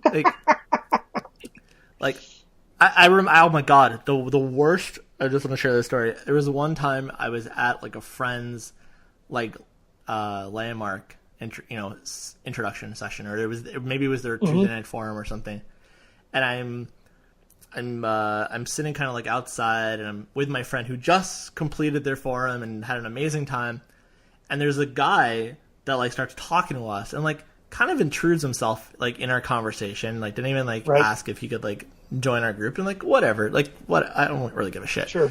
So I'm like being friendly and trying to make a new friend, and all of a sudden he points out, he was like, you know, that lack of confidence that you show, I think you'd really benefit from doing the forum. I'm like, oh, okay. I'm like, okay, cool. And like, we kind of like walked away after that. The guy had no idea, like, I've done all this, and me listening was his interpretation of me lacking confidence. It was like, I'm not even going to argue that. Like, what the hell? So it's just like that to me is like the personal development version of like in the business world of the guy that like wants to prove how he's this business pioneer and, you know, whatever. Yeah. Can I share one story of my hatred? Sure. Please. My personal pet peeve. Absolutely. I don't know if your listeners are going to like this, but here's my personal pet peeve. Like, we go to dinner with people who are just finishing Wisdom 2.0, and they say, you know, oh, I'm doing this, and I'm coaching, and I'm a coach in this thing and that thing and business coaching, and I'm really into this mindfulness stuff and everything. And you go, oh, well, that's kind of good. And they go, oh, let me tell you all about it. And they start to describe it like like somebody describing the ocean, and they didn't bother to check to find out that you've been sailing your whole life, you know? Yeah. And so they start talking about it, and, you know, your mind is really important, and you need to meditate. And, you know, they start with meditation, and then at some point you go, great. And how long have you been teaching this? Well, only 6 months, and I've been doing it for a year. And you're like, oh my God, you've been into this mindfulness crap a year, and you've been teaching it for 6 months. And then inevitably they ask, well, what do you do? Well, I've kind of been on this journey of mindfulness for like, I don't know, the past 46 years, and spent, you know, thousands and thousands and thousands of hours with gurus and dealing with all of this stuff. But tell me more about this meditation thing. But you haven't watched The Secret, and you don't know positive thinking as well as I do. You haven't learned the affirmations that I've learned. I know, and it's like, well, you just need to meditate and go to yoga and find your inner chakra, and, you know, get some eyeshadow for your third eye. Honestly, you're just not positive enough. I know. Seriously. It just, and so when that stuff happens, it just floors me. It's like, no. It's about empowering people to produce results and win games. It's not about closing your eyes and going away. That's not very useful when, you need to put the ball in the basket. You can't go, hang on, everybody. Wait, my coach said I got a minute. No, you need to be in flow right now in the happening world where you're producing results for your shareholders. And going away isn't going to help you with that. I mean, it's like step one. So there's a lot of that out there, which just drives me nuts, which is, very, very basic, what you would teach a 10-year-old and then acting like that's the wisdom of the ages right. When it's like, that's the training wheels aren't even off at that point. Look, if you can't control your mind, you're screwed. That's going to take 4 to 6 months of doing a little work to learn that you're not your mind and let it go. Yeah. But that's step one. That's not enlightenment. That's not helpful. It's just step one. So we get this big culture out there when people talk about consciousness, and most of it's step one, which is closing your eyes and, I don't know, falling asleep or something. Right. It's so not the whole thing. So that's my personal pet peeve. Yeah. Is the people that remind me that I need to go to yoga, Om a lot, and watch get The Secret, eyeshadow for my third eye, and drink kombucha, wear some Birkenstocks. I like kombucha, actually. Oh, well, yeah, it's not that bad. It's the reason I'm enlightened. And I like all that stuff. I just don't like the cliched version. It's funny. I don't like when it becomes someone's identity. Is where it gets obnoxious. Yeah, our movie We Rise Up just came out at Sundance a couple of weeks ago, and I was with one of the people in it, Sean, can't think of her last name, runs a big yoga studio in L.A., and I love her expression of it. She was like talking to her dad about, well, I'm not good at business, I'm not good at that. And she just looked at the whole audience and said, but I figured out I can pray like a motherfucker. And I was like, wow, okay. And everybody kind of laughed. I was like, well, all right, well, there you go. But she was great and active, and it was out in the world, and keep your eyes open, and what are we standing for? What are we taking on, as opposed to the pretense of it all? Yeah. And so, yeah, I'm not much for pretenders. No. So that's my pet peeve, is that conversation. Are you into, after an hour and a half on closing your eyes, are you into mindfulness too? Yes, only for the last 45 years. So. I've read lots of books on it. Yeah. I read so much about enlightenment, it's amazing. I can tell you everything about it. Yeah. I remember in college reading Zen on Beginner's Mind, which was, Suzuki was one of the first people that brought Zen to America. And the book's tiny. It's really good, but it's tiny. That was the whole point. There's not a bunch to read. Reading about Zen is like, teaching people to sail by watching a video. It just doesn't work that way. Yeah. So effectiveness and results, I think, are really important, and I think that's a lot of what's missing in that world of consciousness. Is there are results to produce for businesses. There's an impact if you have product market fit, and lots of people get fired if you don't. And being conscious and not having some belief opinion about where the market's going, but actually base that on your experience and your data and what you're looking at and your wisdom and intellect, is the difference between big impacts that make a difference and big impacts that don't. And so if there's not a certain reality, that's why I like coaching professional sports, or like the guy in Formula One. There's got to be a certain reality to performance, or else you're just kidding yourself. Yeah. Interesting. Yep. Huh. What do you think about what everything they're doing in Formula One right now? I mean, are you following that much? No, I don't. It's been about 10, 15 years where I coached somebody in Formula One. Okay. Who's kind of interesting. I thought I would add. I've had there's a guy, Anthony Morley, who I've had on the show quite a bit, and me and him tend to drool over John Malone and the whole Liberty Media complex. So they've been involved in Formula One. There's been a lot of changes recently, but if it's been 10, 15 years, totally different now. Yeah, the thing that struck me about Formula One in coaching a driver was there are some sports you can kind of play and not be in the zone. Right? Oh, wait, you weren't coaching management. You were actually coaching the drivers. Yeah. Oh, yeah. Tell us about that. That's interesting. Yeah, I've coached quarterbacks in the NFL. I tend to coach performers rather than the business. I like players, whatever sport it is. And business is a sport. I kind of feel that they get it a little bit, like a lot better, actually, than people in business. Because they're trained differently. Yeah. it has to do with the feedback loop and being clear about what produces results. Yeah. That gets insulated. When you're running a big company like Visa, there's no feedback loop. I mean, how do you know what I do today, how it affects anything? Who could tell you? I mean, and you get insulated. It would be like climbing a mountain with mittens on. I actually find that sometimes the people who are into certain art forms or crafts where it takes a certain level of flow and intuition, that they might be really, really amazing at what they do, but then when it comes to like the normal shit that like business people have down, they're so out of the loop that like I don't know how to say this like without sounding rude, but like I've seen like major psychosis get like created because they were so unbalanced. Right. And you're also dealing, and then they're dealing with a world that doesn't think like that. That's why people, for instance, who are like, oh God, am I going to even go here? I'm going to go here. The amount of nut jobs that I have, thank God I'm dating a great girl right now, because I just feel like the dating world just keeps getting like worse and worse and worse as time goes on.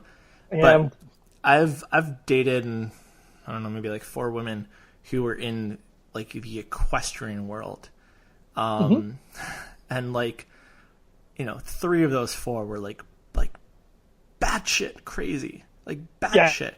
And they were like amazing at equestrian stuff. Like 2 of them were training to be in the Olympics. But then when it came to like just like basic understanding of like building relationships, they were so insane. And the way that they would, instead of like talking things out like a normal person would, it's like, I'm going to just go hang out with my horse and not deal with the world. It's like, holy shit. Yeah, there is a certain, as you drive towards people with exceptional capacity, sometimes they're very one-dimensional. Yeah. Right?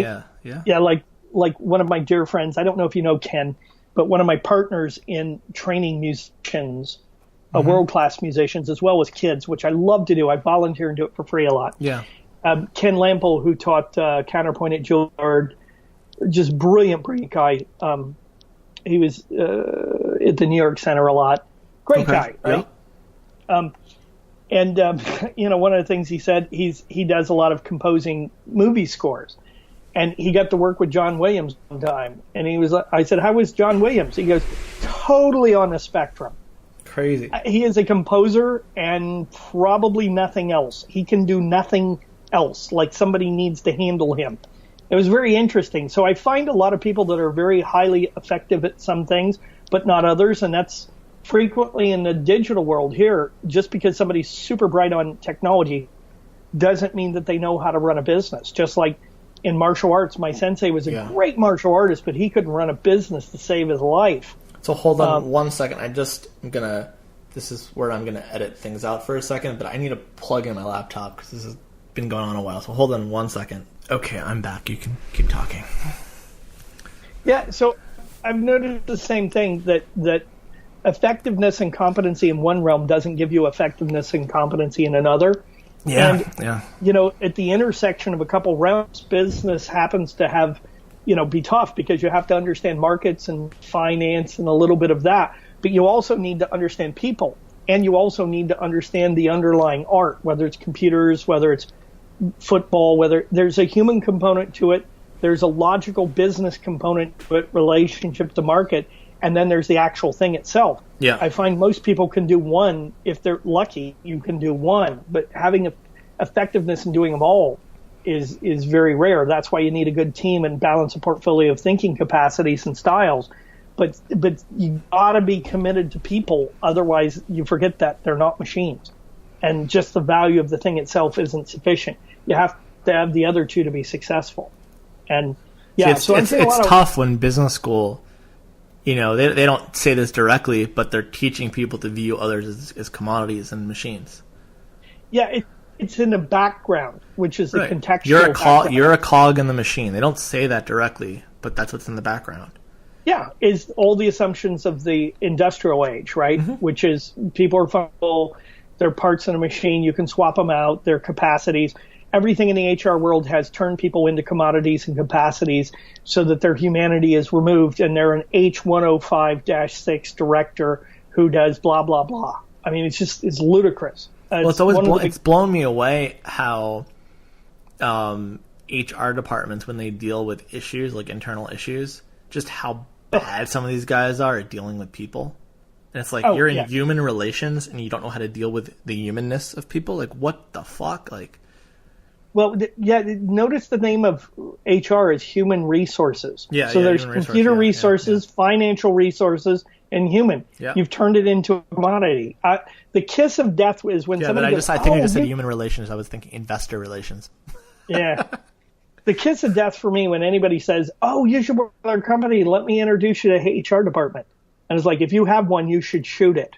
They're only good for compliance. Yeah. Oh, we do a lot of training in HR. Why do you do training in HR? Those people are horrible. Right. It's a really tragic area where smart people go to die and stupid people excel.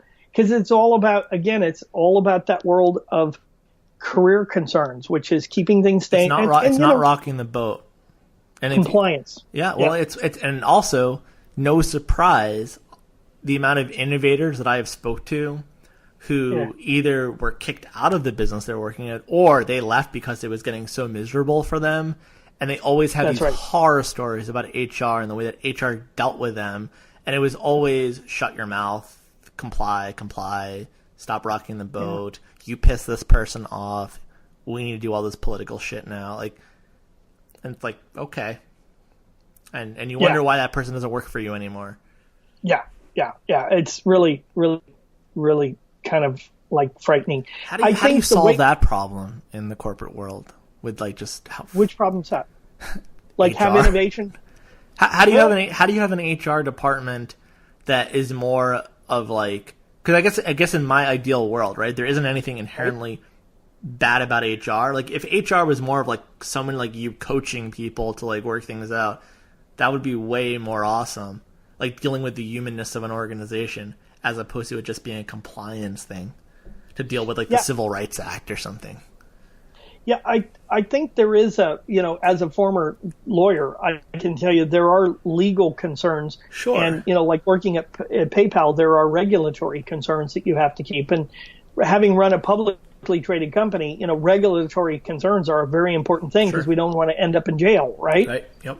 It was like my SEC lawyer said, if you say something, it better be true or we all go to jail. And I was like, yee!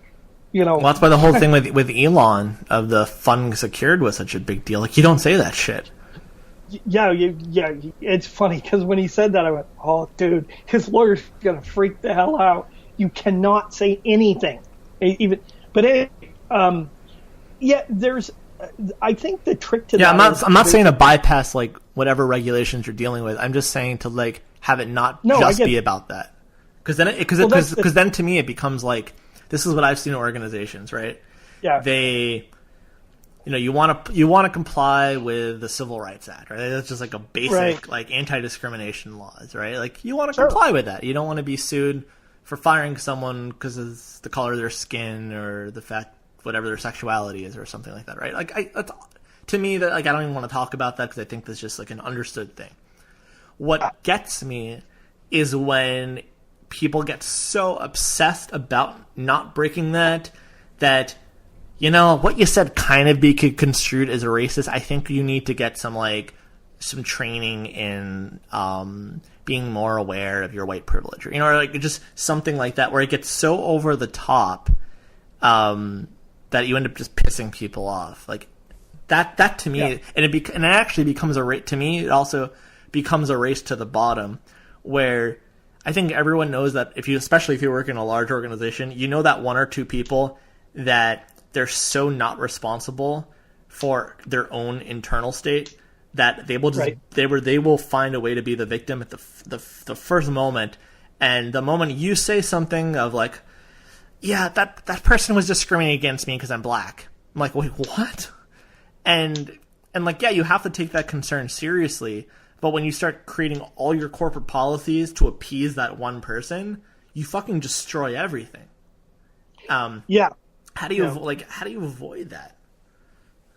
Well, that's a really, really good and important question. The way I look at companies, or the way I look at anything, is I always look at them as a series of competing concerns. So if you study a lot in the world of software and business, talk about the theory of constraints, which is a really, really great set of tools to look at how companies run. And there's always a dominant constraint, right? Kind of like, think of it like a bottleneck. And in the theory of constraints, you talk about different types of constraints and where the constraints are located and what you want to do with it. Well, it's kind of the same thing as the theory of constraints. There's frequently companies have a dominating concern. Okay, so if the dominating concern is we must make money at all costs, you're going to have a horrible place to live and work. Now, some companies in this agile world do what they call the green meme, which is let's all join hands and sing Kumbaya. And by the way, nobody has to produce any results. Yeah. When people start talking like that, I want to jump out the window because I'm, dudes, we got to make money. We got to produce product. We've got to have product market fit. Joining hands and singing, our customers don't care that we do that. I mean, really, if it results in better products, great. But if it doesn't, that's going to be a problem. And so the trick is just like an algorithm when you decide to buy a stock or buy a company, there's an algorithm that needs to be running in your mind, an equation that you're balancing.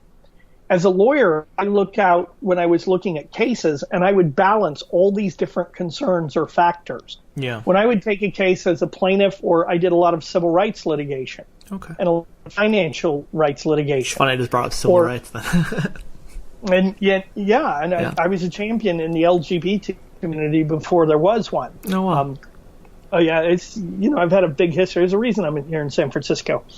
I very much care about people, but I very much care about businesses making products and money. Yeah. So what you get is that those things aren't necessarily competing against each other. In each one, you have to balance it and be responsible. So are there compliance concerns? Well, yeah. Like an example I can share about is when I was at PayPal, some of the guys were like, yeah, let's use Google Docs or let's use Trello. And I'd have to go, okay, why? Well, it's much easier and quicker. Got it. And if the dominant concern was ease and quickness, I'd say, yeah, that's a great idea. Have you guys ever looked, is any of this secure? Because technically we're a bank. I mean, we're not a bank, but the regulation is we're a bank. It's got to be all secure. Right. And then they looked and went, oh, crap, anything on Google Docs belongs to Google. Yeah. Did you know that? And people were like, no, we thought it was listen. And then we started looking at Trello. And I love Trello as a tool. It's a wonderful thing with the Kanban boards. You can make them into Kanban boards. And then you have to realize that none of it's secure, that people look at that. And then they were like, oh, so we have not necessarily competing, but we have requirements that we have to satisfy, much like sailing a boat. I can only go a certain direction. I can't go upwind. So I have to balance out how much I pull in the sheets, how much the sails are shaped, how much upwind I go, how much leeway I get. I'm balancing those things. And as a great investor, you're always balancing out a number of factors. Sometimes they call that deliberate thinking, where you're deliberating and weighing. All of law is based on deliberation. Yeah. We're balancing things out. And I think that's the thing that has to happen if you want companies to work. I did work with an HR department that literally created what we called a shadow management company, that literally every manager had to have an HR person there, and they were informing and getting people to inform on people and running like Gestapo tactics. Holy shit. I kid you not. Everybody was scared to death. They couldn't fire anybody. They couldn't do anything because they were being informed on. I've never seen anything like that. I was like, oh my God, you need to fire all these people. It's going to kill the company. Well, we're protecting the company from what? Now, having said that, I love communication and transparency. Don't be a jerk. And if you are, you'll get dealt with. And I love accountability. Like, look, watch what comes out of your mouth. And if you have some old world ideas about people, you need to mature a bit. You need to get rid of some of those things. Yep. People are freaking great, and stop thinking that anybody could be good or bad because of any external factor. It's just nuts. So for me, I love that communication. Those are concerns that I balance, but you got to watch out. Just like the theory of constraints, if there's a dominating concern, like we must make money at all costs, I don't want to work for that company. Or we must be politically correct at all costs. I don't think I want to work for that company either. Hey, you can even go the opposite with communication and accountability at all costs, and it gets insane in that way. Totally. Then everybody's running around going, "What did he say? What did he say?" Oh, jeez. Let's hold them accountable. Let's hold them, and we need transparency. And then everyone's business is everyone's business, and then it becomes like a gossip fest. Yeah, and you see that happen a lot. Usually not intentionally, but it ends up that way. And that's how that company ended up. I think it starts quite righteously. It becomes like it starts as an honorable thing of we're going to have a very open and honest and accountable and transparent organization. And that can also degrade too if certain respect boundaries don't get put down. Yeah, and I with the fun thing is, so I always think in terms instead of this is where I'm going to diverge from everybody who's probably listening. It's all right. It's funny. Instead our of two listeners, if one of our two listeners right now. One of our two listeners leave right now, then we have our one committed listener. There you go. So many things that are like that are very intimate rather than huge. So coming up with huge things to say to a company with 20,000 people, thou shalt not do this or that if you actually have teams at the team level, they'll kill that off in a heartbeat. Mm-hmm. They'll sit somebody down and go, dude, I don't know who you think you are, but what kind of things you say gets in the way of us working together and gets between people. If we're going to be a team, we have to be all for one and one for all and nothing between us. And if you say sexist or racist things, we are going to let you know right away, dude, not cool. And I watch my kids, the kids in the 20s and your generation. Yeah. They look at each other and go, dude, not cool, knock that off. And they go, oh, okay. And they do. So when you have it at the team level, it's also set out of love too, not as like a way to discipline someone. Like I have a friend of mine, and she grew up in a very, very rural part of the United States, up in Maine, sure. And she recently moved, slightly downstate and still, to my standards, rural, but to her it's everything, right? And she's like the nicest person, right? There's not she loves people, and like there's no racist or homophobic bone in her body. And she said something to me a few months ago when it was like, I just got this new job, and I've actually one of my coworkers I got to work with a homosexual. And I'm like, I really hope you're not just like going around saying I'm working with a homosexual. Yeah. Like the person's gay, who cares? And she's like, wait, what? She's like, what do you mean? What did I say? Well, it shouldn't be a big deal that you're working with someone who's gay, and to say I'm working with a homosexual is like saying I'm working with a Negro. Isn't that cool? Like, and she's like, oh, it's like that. I'm like, yeah. One of my dear friends from Landmark, who's very big in the world of, what formerly has been called inclusion, we now actually have a different name for it. So, instead of inclusion, and, you'll be the director of diversity and inclusion.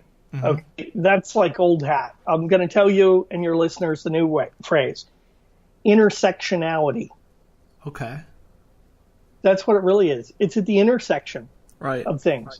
Yeah, it's not like diversity. It's literally intersectionality.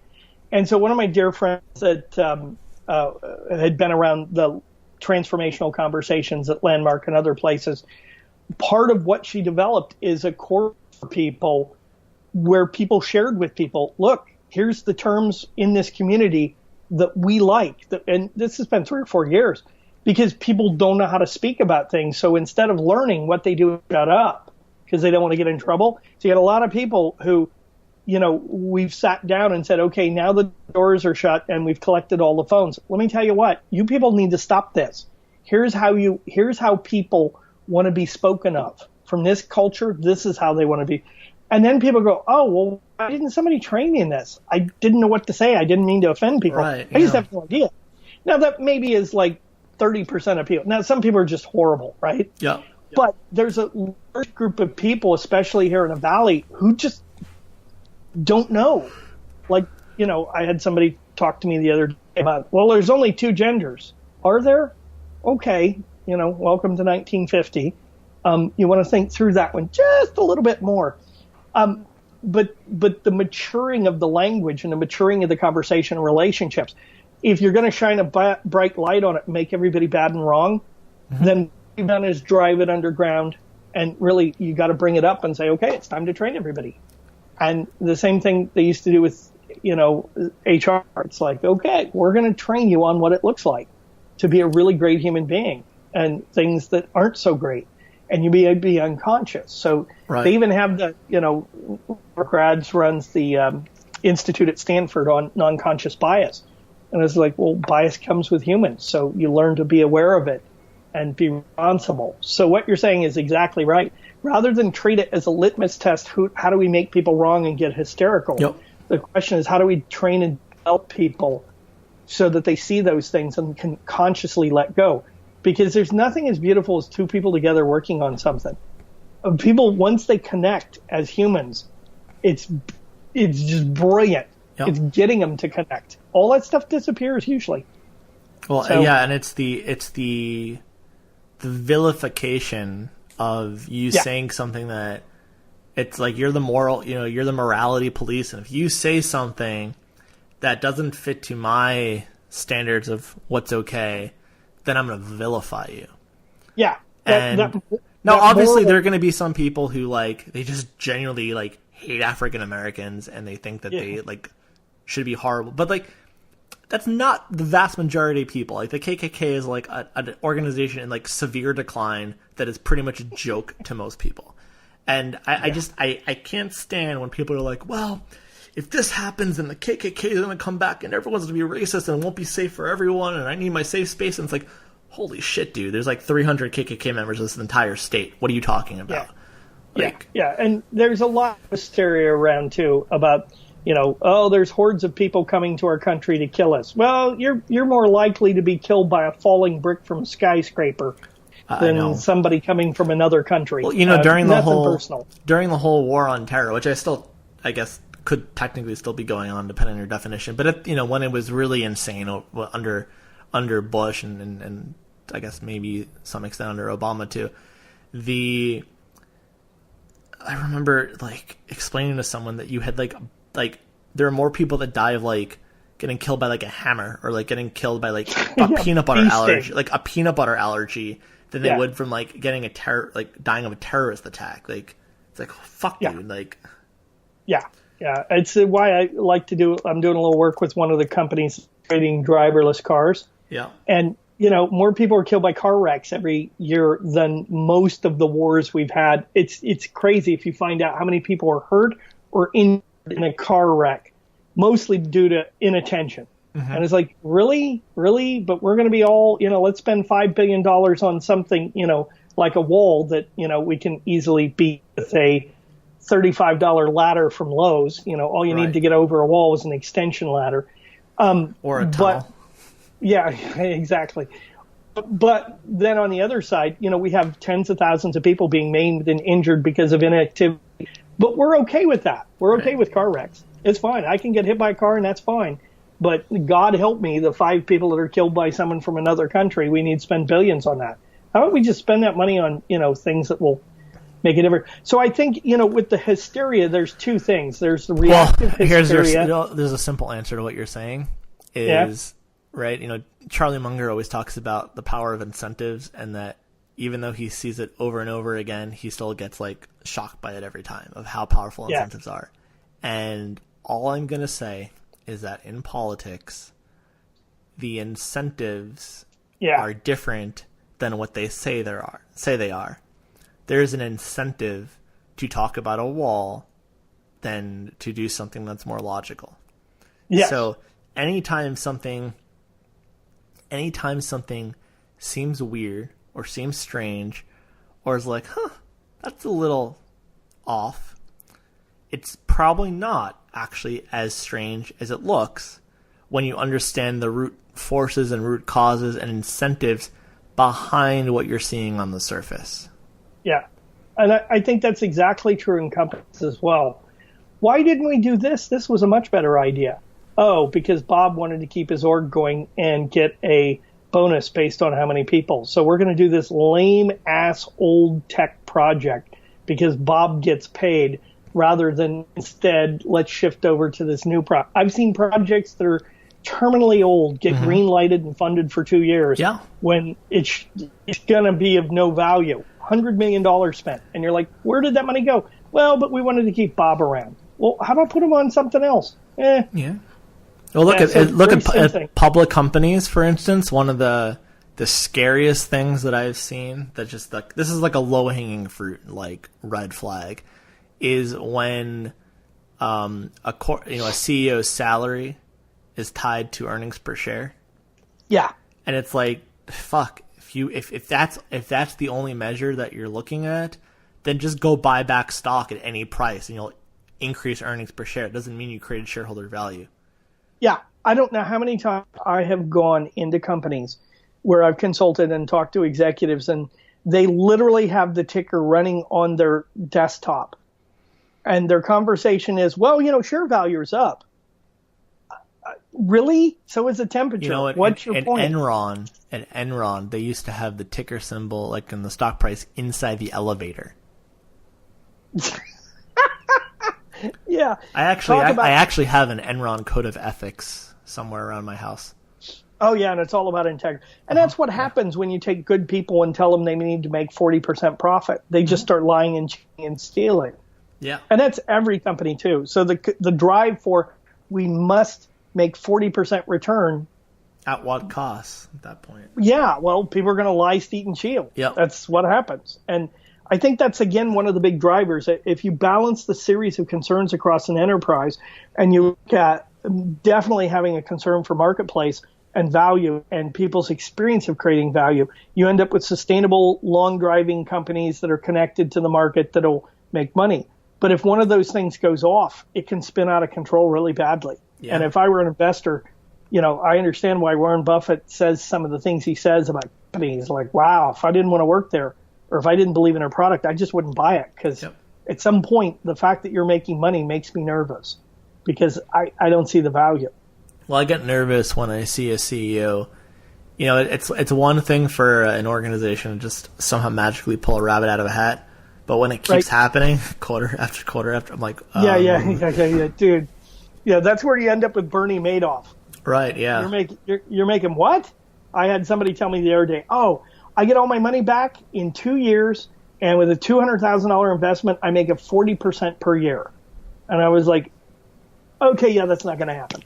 So, and then, what happened, 6 months later, checks in. Can you hold on 1 second? Well, I'm getting a knock on the door. Hold on a second.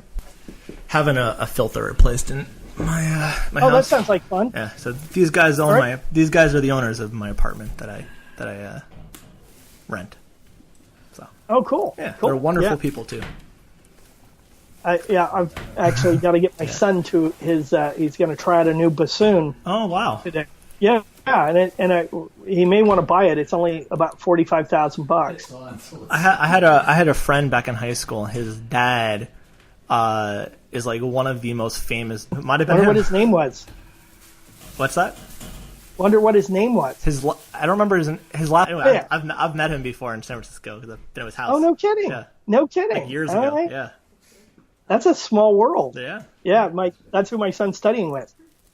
And no way. He's a god. I mean, he's like crazy good. Yeah. So actually, his I'm gonna keep this off the air. Yeah. All right. Well, this was great. It was a pleasure having you on the show. A lot of fun. Yeah. So.